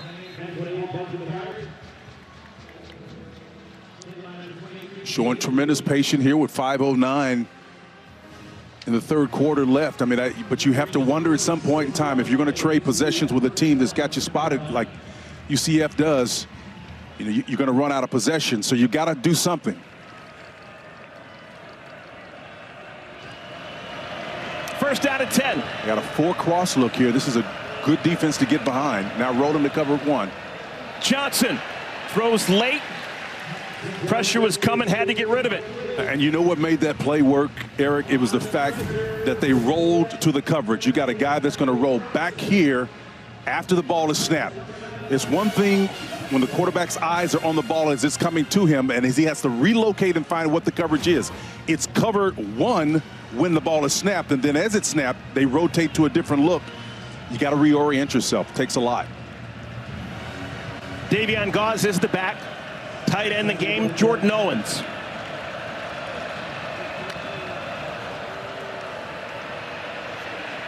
Pass is too low for Goss to do anything with. Significant pressure.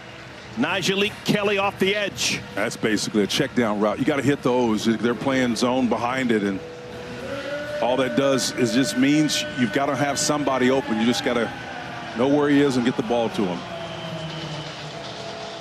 Jordan Shipp, the most prolific receiver for North Carolina, is actually going to leave the game on this 3rd down and 10. They bring in the freshman, Shenard Clower. He's number 85. He'll be at the bottom of your screen when this ball is snapped. Yep, they try and get it to Clower. Clower's dancing middle of the field. And he is just swarmed. I had a feeling they're going to have a little bit of a trick play with Clower in and Shipp out. And now we got a man down for the Knights.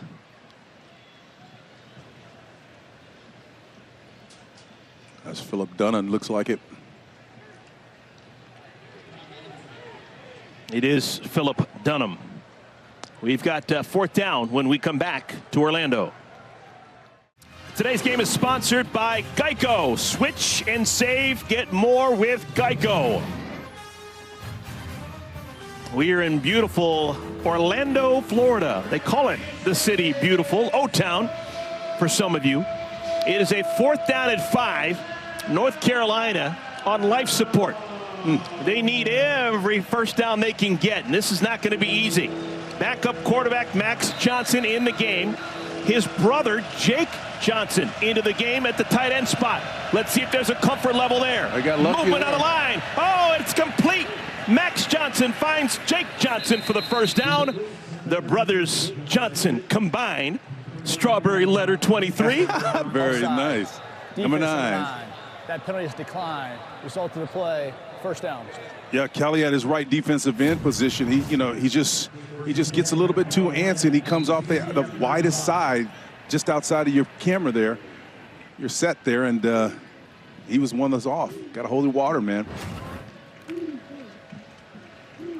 So this has been methodical. Twice on this drive, North Carolina has converted 4th downs. Gio Lopez can only look on and watch. Johnson looking for his brother. Too tall.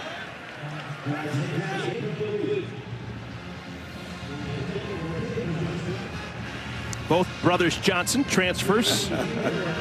Max started at both LSU and Texas A&M. Jake Johnson, a transfer from Texas A&M. Father Brad Johnson, who could sling it, played at Florida State. I think he was the quarterback to replace Charlie Ward. He indeed was. Oh my goodness, 15th play of this drive. Yeah, the problem though, you're not scoring any points. That 3 spot is still there, man. And the clock is not on their side. 2nd down, Johnson again finds his brother. This has been all the brothers Johnson. It's like the late 70s all over again. Who knew the brothers Johnson would be back in vogue here in Orlando at 225?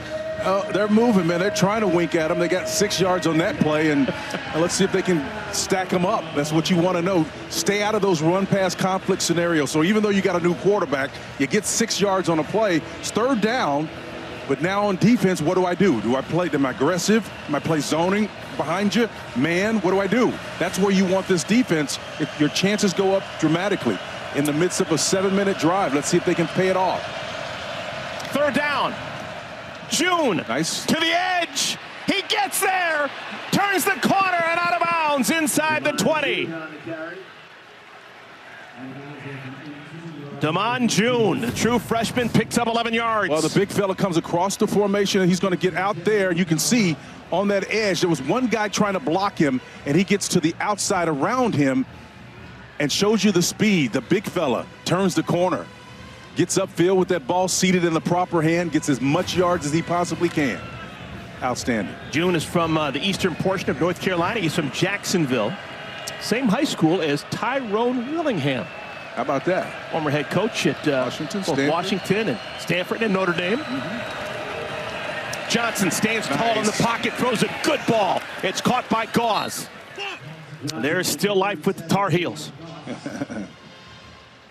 I think 3 is out of the equation now. There is no circumstance that they're going to settle for 3. It's touchdown or bust. Absolutely. Again, they've methodically worked down the field, take time off the clock.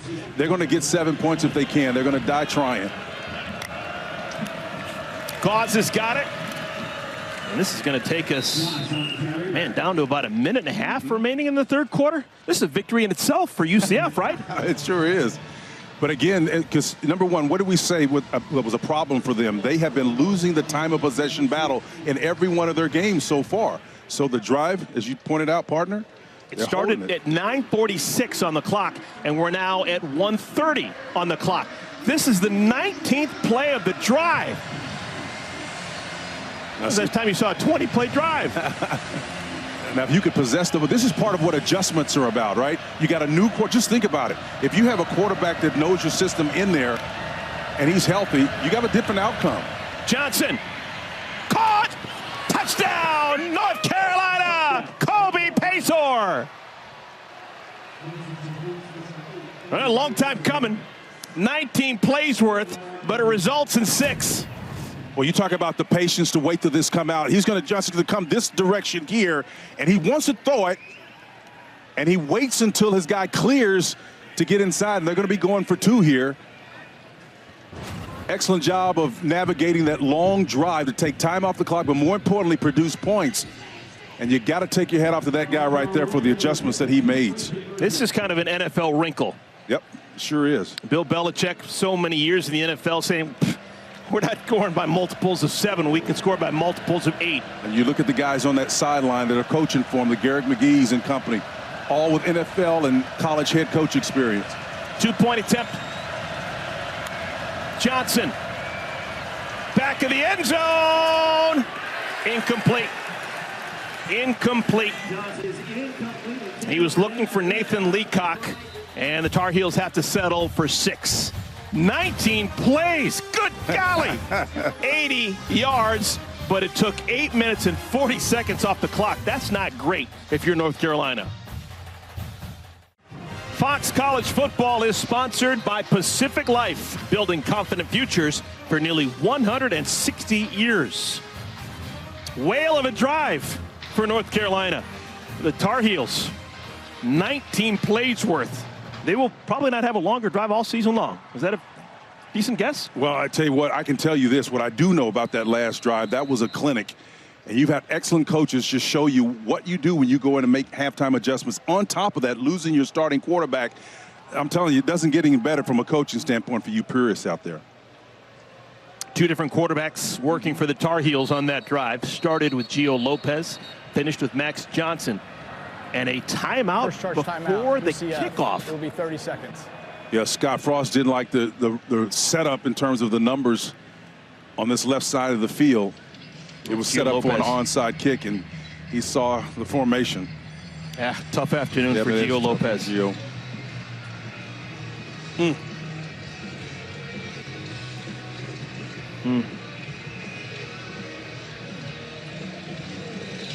Well, Scott Frost, how about this for a stat? He has not lost in 15 consecutive games here in Orlando, well, with UCF. As the head coach with the UCF Knights, he has not lost the last 15 games. Well, if it's not broke, don't fix it. I mean, matter of fact, most of the stuff that he had put up here, some of the signage, the words and things of that nature, the motivational statements are still intact, man. If you had them with their last loss against Arkansas State, you win. Way back in 2016. He's done a lot of living since then. That perfect season 2017, 5 years in Nebraska, off the last couple of years. You know, the thing I loved about our conversation with him yesterday was the process he went through in hiring Alex Grinch. He said that, hey, best I could do in my research, I never saw any direct line of connection between them. I'm like, was it the narrative? Yeah, the fact that they both had been through the crucible of their previous experiences, it gave him a kind of a kindred spirit that he felt comfortable enough to hire him. Now, Scott Frost, he grew up in the state of Nebraska, decided to play college ball for Bill Walsh at Stanford, went back to Nebraska, won a national championship. His coaching career took off with that 13-0 season at UCF that led him right back to his alma mater, where he seemed to lose every close game. He decided after a couple of years off to come back to the place where he had his most success as a coach, and he's got a 5-year contract to make it happen. Well, I think it's the right thing for him to do, and I think he saw some of that same stuff that went on at Nebraska, and we don't necessarily need to get into the dirt about that, but he saw some of the same things happen to Alex Grinch at USC, and they had a kindred spirit. He developed it. I think it's a great match for them to come together as they have. All right, UCF, they'd love a 9-minute drive. Bobbled and incomplete. Oh, that should have been caught. DJ Black. He's had a nice game. Separated from the football at the last moment after the bobble by Jalen Thompson. Yeah, Jalen almost flicked that ball up and got it. So number 20 is in his hip pocket playing man coverage. And see, here's the danger in balls being not where they're supposed to be. When a guy's trailing you playing in man and a guy's in front of you, you have to have accuracy from your quarterback in those situations. Jackson had been accurate. He had completed 7 consecutive throws before that drop. Big soft spot up top. Jackson. Oh, my goodness, that's a loss. Montgomery would have been better served just dropping that football. Well, this is working right into the hands of North Carolina. Yeah, that's going to be a negative play right there. And I think the beautiful thing about it is you're seeing complementary offense and defense on the part of North Carolina. Coming up with points on the previous drive. Now Steve able to appear to drive them back and maybe perhaps get the offense back on the field. Final moments of our third quarter. Both sides have scored a touchdown here in the third quarter. Quick hitter. Oh, my goodness, Montgomery can't make the play. And that'll stop the clock, and the punt team will have to come on. Now, if you're Scott Frost, you got to be concerned about finishing. You got to finish. Got to have maturity. This is lack of maturity, what I'm seeing right now. The ability to finish games and execute as you do in the third and fourth quarter the same way you did in the first and second quarter. As talented and as gifted as this team is, they must continue to close. All right, so this is a rare appearance for the punt team for UCF, just the second punt of the day. Anthony Veneri will punt it away. They'll have some room to navigate, too. They make sure that they've got a directional kick this and make it work. Kick it to the right. Will Hardy calls for the fair catch. 41-yard punt, no return. Final 8 seconds of our third quarter. North Carolina trying to catch lightning in a bottle. And the pass is errant, looking for June out of the backfield. Yeah, it's just all about accuracy, you know, being able to, on those outcuts in particular, you got the safety of the sideline there. You got to get your ball in the hands of your receiver. Probably the final play of our third quarter. Tar Heels switch out tight ends. Jake Johnson leaves. Jordan Owens replaces him. Got to keep an eye on Isaiah Nixon, the right defensive end. He came out of there hobbling a little bit. Let's see if North Carolina takes advantage of that and come on that right side. They're platooning.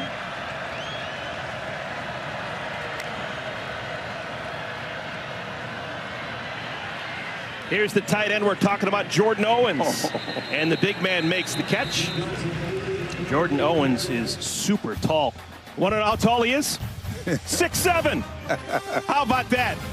Fourth quarter coming your way. Maybe getting good. Who knows? It is a 27-9 game. UCF leads North Carolina, but the Tar Heels, they got momentum on their side.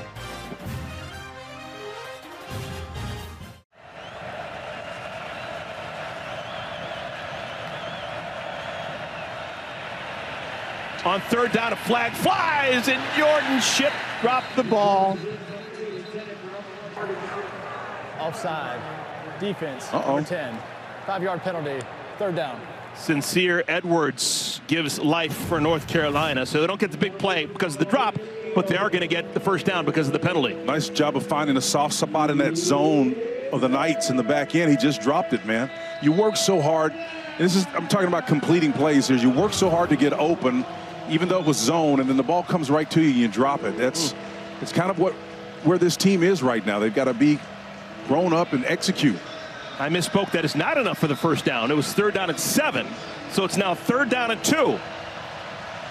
Davion Gauze in the backfield next to Max Johnson. Nope.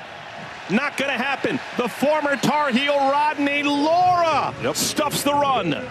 Woodbury Forest finest, man. Number 94 stuck his nose in there, and he was firm, man. Forget about leverage against that big fella right there. He's strong, about 300 pounds, red shirt, sophomore transfer student. He's got great leverage, plays that technique about as well as anybody does. That's got to feel good for someone who spent the last 2 years in Chapel Hill. Fourth down and 2. This is where North Carolina has excelled here in the second half. Fourth down, no problem.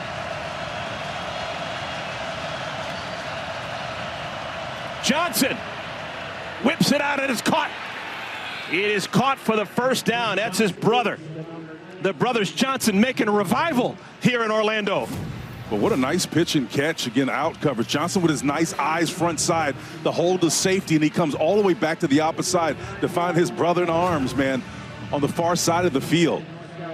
I think it's a great job of navigating the would-be tacklers away from where you ultimately want to go. That's command. This could be a magic moment for Max Johnson. Starting opening game last year, got injured, lost his starting spot this year. Now with a chance. Johnson, Malachi Lawrence all over him and forces the throw out of bounds. There's no way you leave number 9 and 51, Malachi Lawrence, unblocked. I mean, from the edge, these guys here upfield, and 9, you can't do that. They'll flush you out of the pocket and have you running like a chicken with your head cut off, man. That guy, there's nowhere to go, nowhere to hide. Second down at 10. Again, things are going slowly for North Carolina. Just a 4-man rush. June's got it out of the backfield.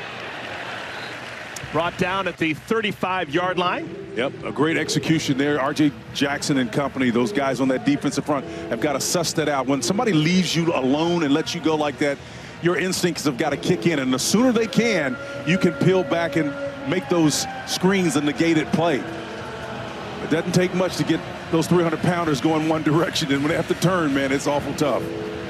Clearly a 4-down territory for Bill Belichick's Tar Heels.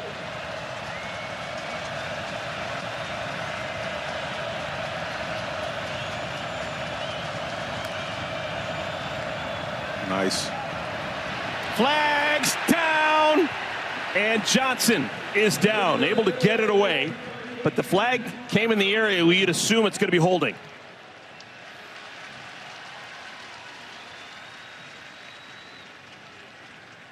I think Natro means the running backs coach is upset too. His back was in there and he didn't have really a scat release. What that means is holding. Offense number 58. 10-yard penalty. Third down. What that means is you have no blocking responsibility. Let's take a look at the replay and see if we can see it again. Johnson's, I love what he's doing with his eyes, man. He's never going to show you what he intends to do. He scans, and the only reason he comes off his read is because of the pressure that's in his face. But his ability to look away from where he ultimately wants to come keeps all the traffic and the attention away. 3rd and 15. Good luck.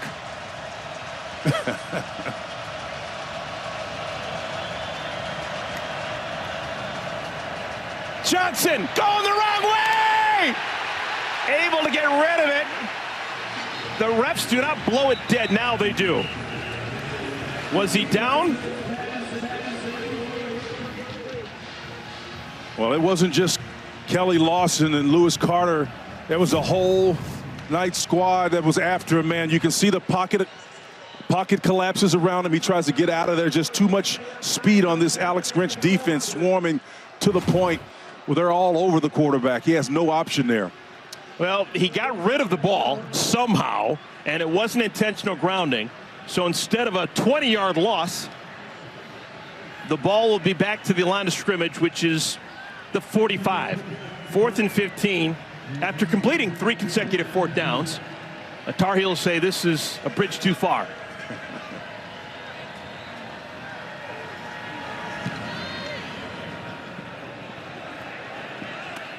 Fair catch called for and made by Antoine Jackson.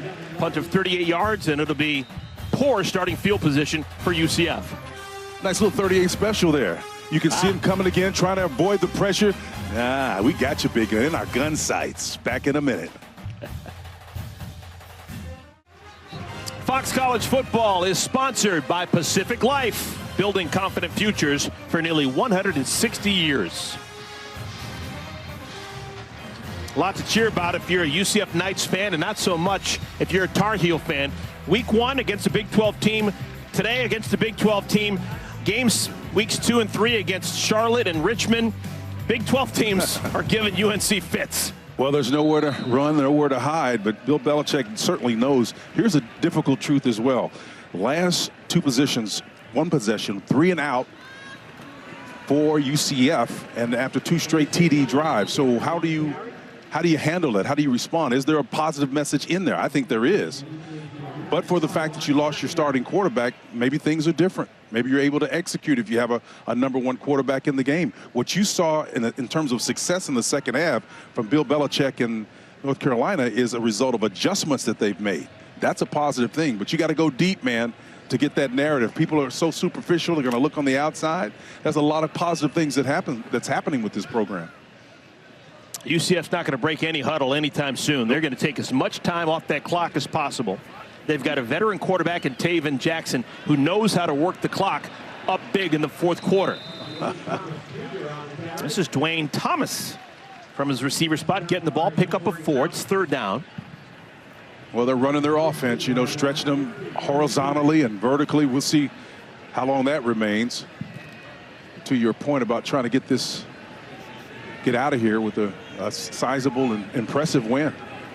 There's been a change on the offensive line for UCF. They bring in Jabari Brooks. It's the first time I've seen him on the field. So it's a new left guard, number 62.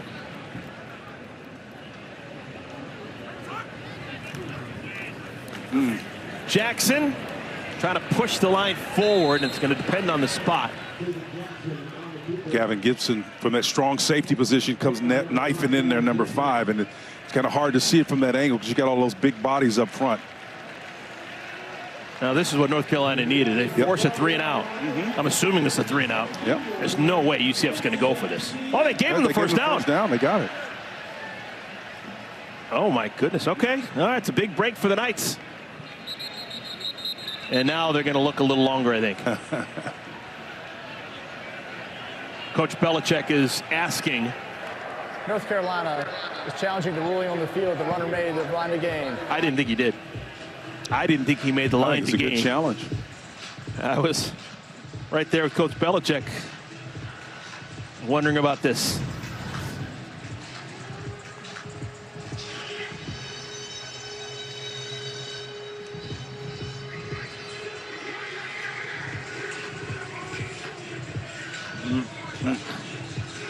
Oh, okay. It looked like he got to the 16, but he needed to get to the 17. Wow. I don't know.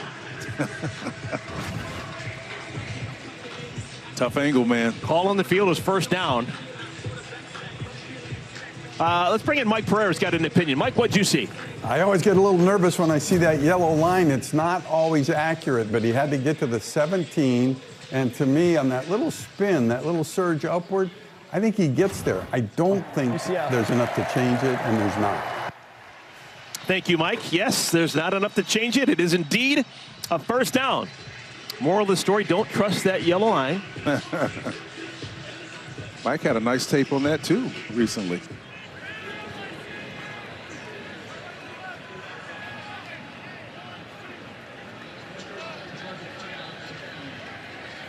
Ooh.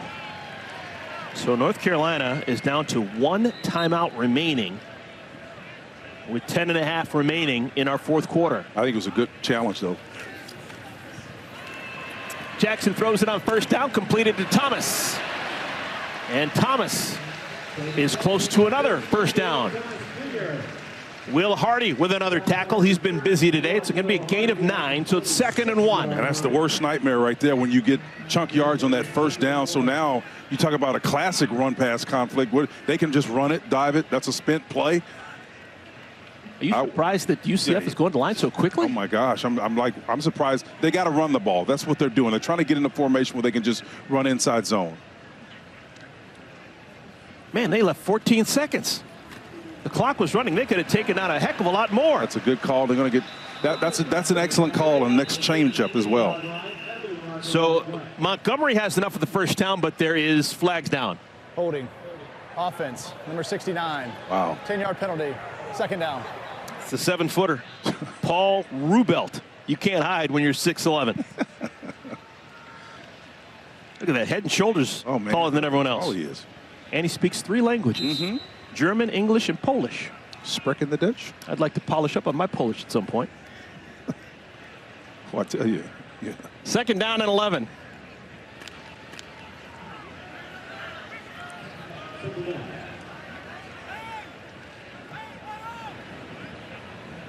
Jaden Nixon into the game. Haven't seen much of him today. Not as much as we would have expected. Pitch and catch. Pass was low, but Thompson scooped it up. Another first down for UCF. Now that one was low and away a ball, wasn't it? Gain of 14. They challenged that whether he caught it. Completed catch just under further review. I called it a ball. So it's low and on his back hip. And I think he trapped it, to be honest with you. Really? Yeah, okay. I do. Well, partner, we're going to disagree on this one. But we're going to civilly agree to disagree. Yes, absolutely. In the spirit of civility, as partners should. I got a cheese board over here. You know what that means, don't you?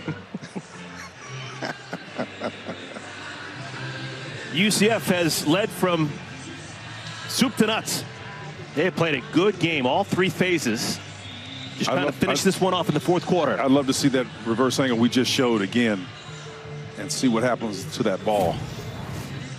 I think it bounces. Asking, you shall receive. You see the nose of that ball? After further review, ruling is upheld. It's first down. Wow. UCF. All right. I'm not buying dinner tonight. You nailed it. Oh, bus fare's on you. I stand corrected. I stand corrected. Once every couple of years. I celebrate small victories. So it is a first down, 9:01 remaining in our 4th quarter. UCF trying to continue with perfection. This would be their best win of the year, no doubt about it. They took down Jacksonville State. They took down North Carolina A&T. And now up seemingly comfortably on the Tar Heels. Jaden Nixon with that carry. You know, anytime I see those, like they call them orbit sweeps, right? When the guy comes all the way across the formation and pivots and turns and no one goes with him, I like to come back and run that play again, and this time do something with it, right? Either pitch it to it or get the ball in the hands of the guy that's orbiting, because it's about checking the eye discipline of the defenders, and they absolutely did not move on that last play. Ton of time on the play clock. Don't need to snap it for another 9 seconds. Jackson, option football. Nixon had his feet taken out by Will Hardy. Yep. Good Will Hardy. This guy's a baller. Well, Warden Charles was out there playing in his X position, and the safety just came up. Hardy did a wonderful job of playing that. And here's the thing about it.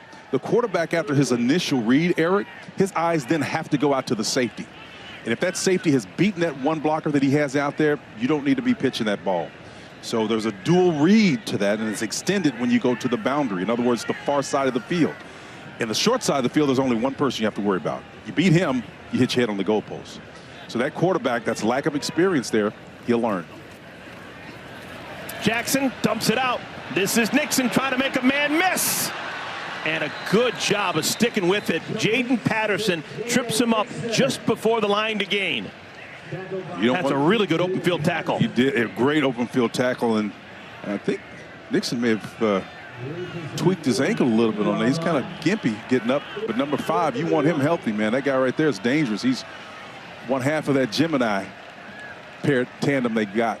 Well, Scott Frost is at least pretending that he's going to go for it on 4th down and 1.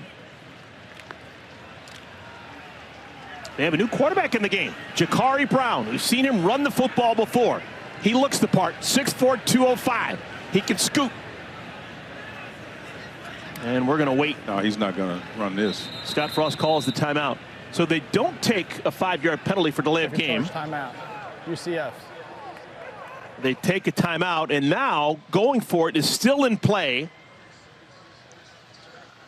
Do you think this is a good decision to go for it, or should they put the football away? They've got an 18-point lead. Yeah, because you're the 13th man as the coach, right? He's on the sideline. He knows if he's going to run that play with 18 seconds left on the clock. He knows if they don't react to the formation that he needs to have, if Steve comes out and plays a better game of chess, he's saying, look, I'm going to take my losses. Let's get out of there. I've got a backup quarterback in there. He doesn't trust him to make the play. Scott's calling the plays from the sideline. Great decision he's going to make here. Punt the ball away, play defense. The punt team is not on right now. Scott Frost still has a quarterback, Jakari Brown, into the game. 4th down and 1. Looking for the kill shot. Brown. He's got the first down easily. Do not question Scott Frost when he's making decisions here at UCF. Well, I'll tell you, that's tremendous confidence by a coach that understands his scheme and clearly understands the competition's personnel. Is able to get the edge with Jakari, his backup quarterback. He's got a nice lead blocker with him, draws enough attention, and he's got the speed to outflank those guys himself. That's a wonderful decision. It is amazing the Jekyll and Hyde career that Scott Frost has had as a head coach. Nothing he did at Nebraska turned out the way he wanted. Virtually everything he touches here at UCF turns into gold. Well, believe it or not, now this is kind of what's hard to swallow for people, but there are a lot more athletes here right now than there were at Nebraska when he was there. Now, I know that sounds crazy. Nebraska's a big program, recruits nationally, but at that point, they had a dearth of talent. They were struggling. Nebraska was in a very difficult place. Oklahoma went through that during the late 90s and in the mid-2000s, and so they were not the same Big Red of the North. A lot of athletes here in Florida, man. Oh. And in this day and age of transfers and NIL, a lot of kids just want to come home. That's right. And there's a whole bunch of players in this Orlando backyard. 12th play of the drive. Designed quarterback run. Wow, making a man miss. This is Brown, and he's got the first down. Finally tackled by Coleman Bryson, but another first down for UCF. Well, I'm telling you what, when you want to ask the question, if this guy can deliver, you say what Brown can do for you, this guy can step out of that play and put that arm up and stiff arm and get vertical upfield. A guy that long, you wouldn't expect that from a 6'4" guy. But he runs with the effectiveness of a guy that's 4 or 5 inches shorter than he does instinctively. I love this kid. A job well done for Jakari Brown. He goes back to the bench for a while. Taven Jackson comes back in. He is joined in the backfield with Nixon. And Nixon is wrapped up. Isaiah Johnson. Big fella. He and DeAndre Robinson, number 6, play that defensive tackle. In this scheme, they call it an under tackle scheme, right? It's not unlike you would have a typical nose tackle. Remember Vince Wilfork in the New England Patriots style, a big, heavy guy that controls 2 gaps. It's not unlike that, but they asked him to do a little bit more. These guys are more athletic, indicative of the college game. It's a game-winning drive for UCF, man. This has been... Oh, did he? You betcha! What a catch! Fantastic glove work by the kid. True freshman Waden Charles. Well, to have the concentration to see this ball go through a hand of a would-be a defender, and then you have the concentration to pull that thing down as well. Andrew Simpson, the Mike backer, I thought had that thing dead to rights in his hand, man. And it just went right through his fingertips. But again, to have the presence of mind to stay in lockstep with that ball and track it is impressive. They say he is the most talented of this receiving corps, just a freshman. Jackson's pass is dropped. Interesting story. The guy who dropped it, that's Waden Charles, who just made this unbelievable catch a moment ago. Yep. We were at practice yesterday. Absolutely. And you were marked because they were going through the plays they wanted to run. They threw it past him. He dropped it. They immediately said, let's do it again. And they ran it again, and he caught it the next time. You thought that was a super smart move. I thought it was a smart move because his whole body changed in terms of the way he carried and comported himself. He's a young kid. He was disappointed. He dropped it in front of everyone. It touched his hands. It was the quarterback's fault. But what I was trying to communicate to Coach yesterday, Steve Cooper, I said, Steve, I'm not saying to you that it was not a good decision. What I'm saying, it was a great call on your part to give him a second chance. Time out on the field. That's all he saw. I dropped it, right? Impressive. Maybe they'll give him a second chance when they come back after this timeout. May do it. We've got a 4th down when we return to Orlando. Now it's time for the Aflac Trivia question. Get help with expenses health insurance doesn't cover with Aflac. Great question. Besides Bill Belichick, what Super Bowl winning head coach later became a college head coach? Your hint?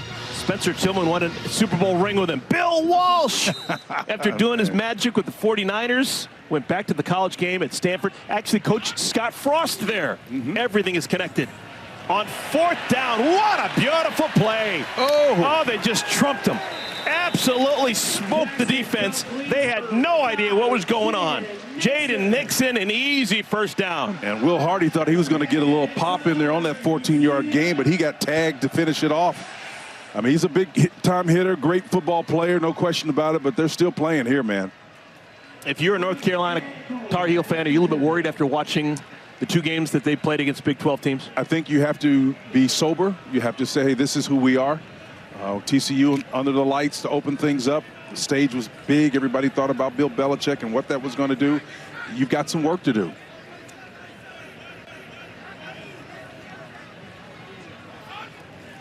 .240 remaining in our 4th quarter. Jackson weaves down to the 5-yard line where he's popped Leroy Jackson with the tackle. That's the 17th play of the drive. We just had a 19-play drive by North Carolina a moment ago that we were gushing about. Great adjustments, and I think for the backup quarterback for North Carolina, then when Jackson, he comes back in, those little subtle things he does to get them in position where they can have productive plays, just to remove himself from a direct hit, got him an extra 2.5 to 3 yards. I mean, those things are very, very impressive. Oh, my goodness. This has been over a 10-minute back-breaking drive for UCF. That's how you play winning football. It is. That's how you play winning football. We've made it to the 2-minute timeout. It has been all UCF on a Saturday afternoon here in Orlando. Good golly.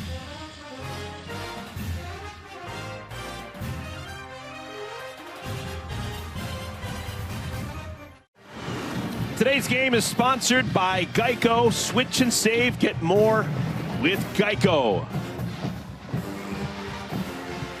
It has been a fantastic performance from start to finish by the UCF Knights.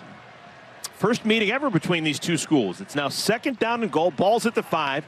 Jakari Brown is the quarterback. He hands it off to Nixon. Did he? Yes. He did. Touchdown, UCF.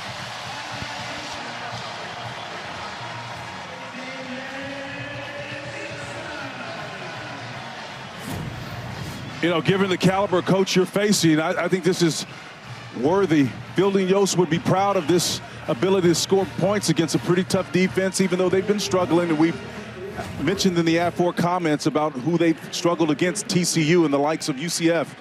But ultimately, you've got one of the best coaches in the game. Adjustments in the halftime that made it for a very entertaining second half. And Nixon just showed you he's an elite back. 18-play, 93-yard drive, taking 10 minutes and 26 seconds off the clock when you needed it most. Rue Ellis has been perfect today. He's earned the scholarship. And how about Scott Frost in his return to UCF? It's like he never left.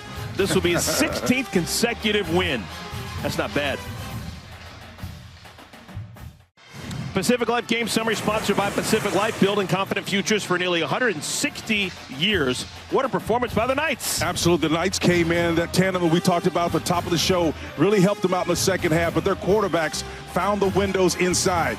And again, the quarterback replacement comes in. The number 2, Jackson, did a wonderful job, but both quarterbacks came in and acquitted themselves exceptionally well. Then the youngster, Wayden Charles, came in and showed you some of the great, bright future that stands in front of him. Able to beat defenses on the back end. They were able to score when they needed to. Kylan Fox also involved in the scoring process as well. The second half was what is impressive to me in terms of adjustments. UCF 159 yards, UNC 106. That just goes to show you that they can close the gap, and you've got some really qualified coaches on that other side over there in blue. Scott Frost, His bunch will be on the road. Next game is at Kansas State as they start Big 12 play. North Carolina, they're going to have a week off to think about things. They'll begin ACC play against Clemson October 4th, and they'll be happy to say goodbye to the Big 12. To say that the Tar Heels are stuck in the mud, if you know, you know, would be saying an understatement. UNC has been outscored 82-23 in 2 games against the Big 12. One at home against TCU, and today on the road against UCF. This is the kid that they love. Yep. Shenard Clower. And he is out close to midfield. There is a flag down. Holding. Offense, number 82. Oh, my. 10-yard penalty from the spot of the foul. It's first down. Nathan Leacock called for holding. And if you're Bill Belichick, you think about how can we reclaim or save face. That's what you're looking at, partner. They're going to have some time off, a couple of buys in there along the way, a long time to think about what they could have done. And that's a pretty daunting schedule there in the back end, even though Clemson is struggling right now. They've got 1 game in the next 28 days. Yeah. I mean, if you're a player, that's a long time to think about. That's 2-2 to start. The psychology of it all. What do you draw positiveness from if you can't play anybody? It's a long time to think about officially being mediocre. Leacock committed the penalty a moment ago. Gets himself a catch. North Carolina does have a timeout remaining, but they're probably not interested in prolonging things. Scott Frost has the headset off. He's going to go to 16 consecutive wins. How about that? As the head coach at UCF. That's like Bud Wilkinson territory. Knights still hitting. Knights gave up 1 touchdown, and it took 19 plays by North Carolina to get it done. This is what they have next. Next week, game on FS1 on the road in Manhattan of the Kansas variety. And then Kansas back at home, Cincinnati, West Virginia, and Baylor. Well, I can tell you that they can feel authentic and feel good about the efficiency that they've shown against a ratcheted up component. Even though they've struggled, you can see we know that they are going to be a good team with Bill Belichick at the helm. It's only a matter of time. But for now, they've got a lot of wood to chop. 4th down and 6.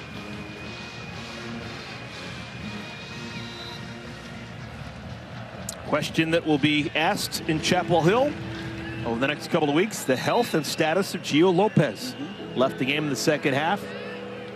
Max Johnson, a ton of experience, but then again, he had been beaten out by Gio Lopez. He's getting the playing time now.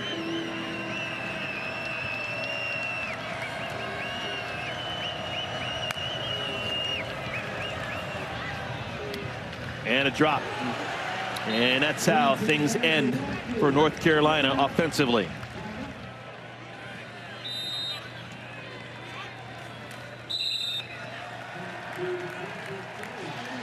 Now the first meeting between North Carolina and UCF goes the way of the Knights. And they really didn't have too much of a sweat about it. They dominated this game offensively, defensively. Special teams was even better. 34-9 is the final score. Congratulations to Scott Frost and everyone with UCF. They continue to play wonderful football under his watchful eye. I had tongue in cheek when I made the comment, but I'm telling you, Fielding Yost would be proud of this bunch. I mean, they're scoring a point a minute, and even though they've got 34 today against 9, that's very, very admirable for them to score as prolifically as they have been over the course of this still young season. UCF, they're perfect 3-0. North Carolina, they're officially mediocre. 2 up and 2 down with a ton of work to go before they play their next game in 2 weeks against Clemson. Sure hope you enjoyed it as much as we did. From my partner Spencer Tillman, I'm Eric Collins saying goodbye from Orlando.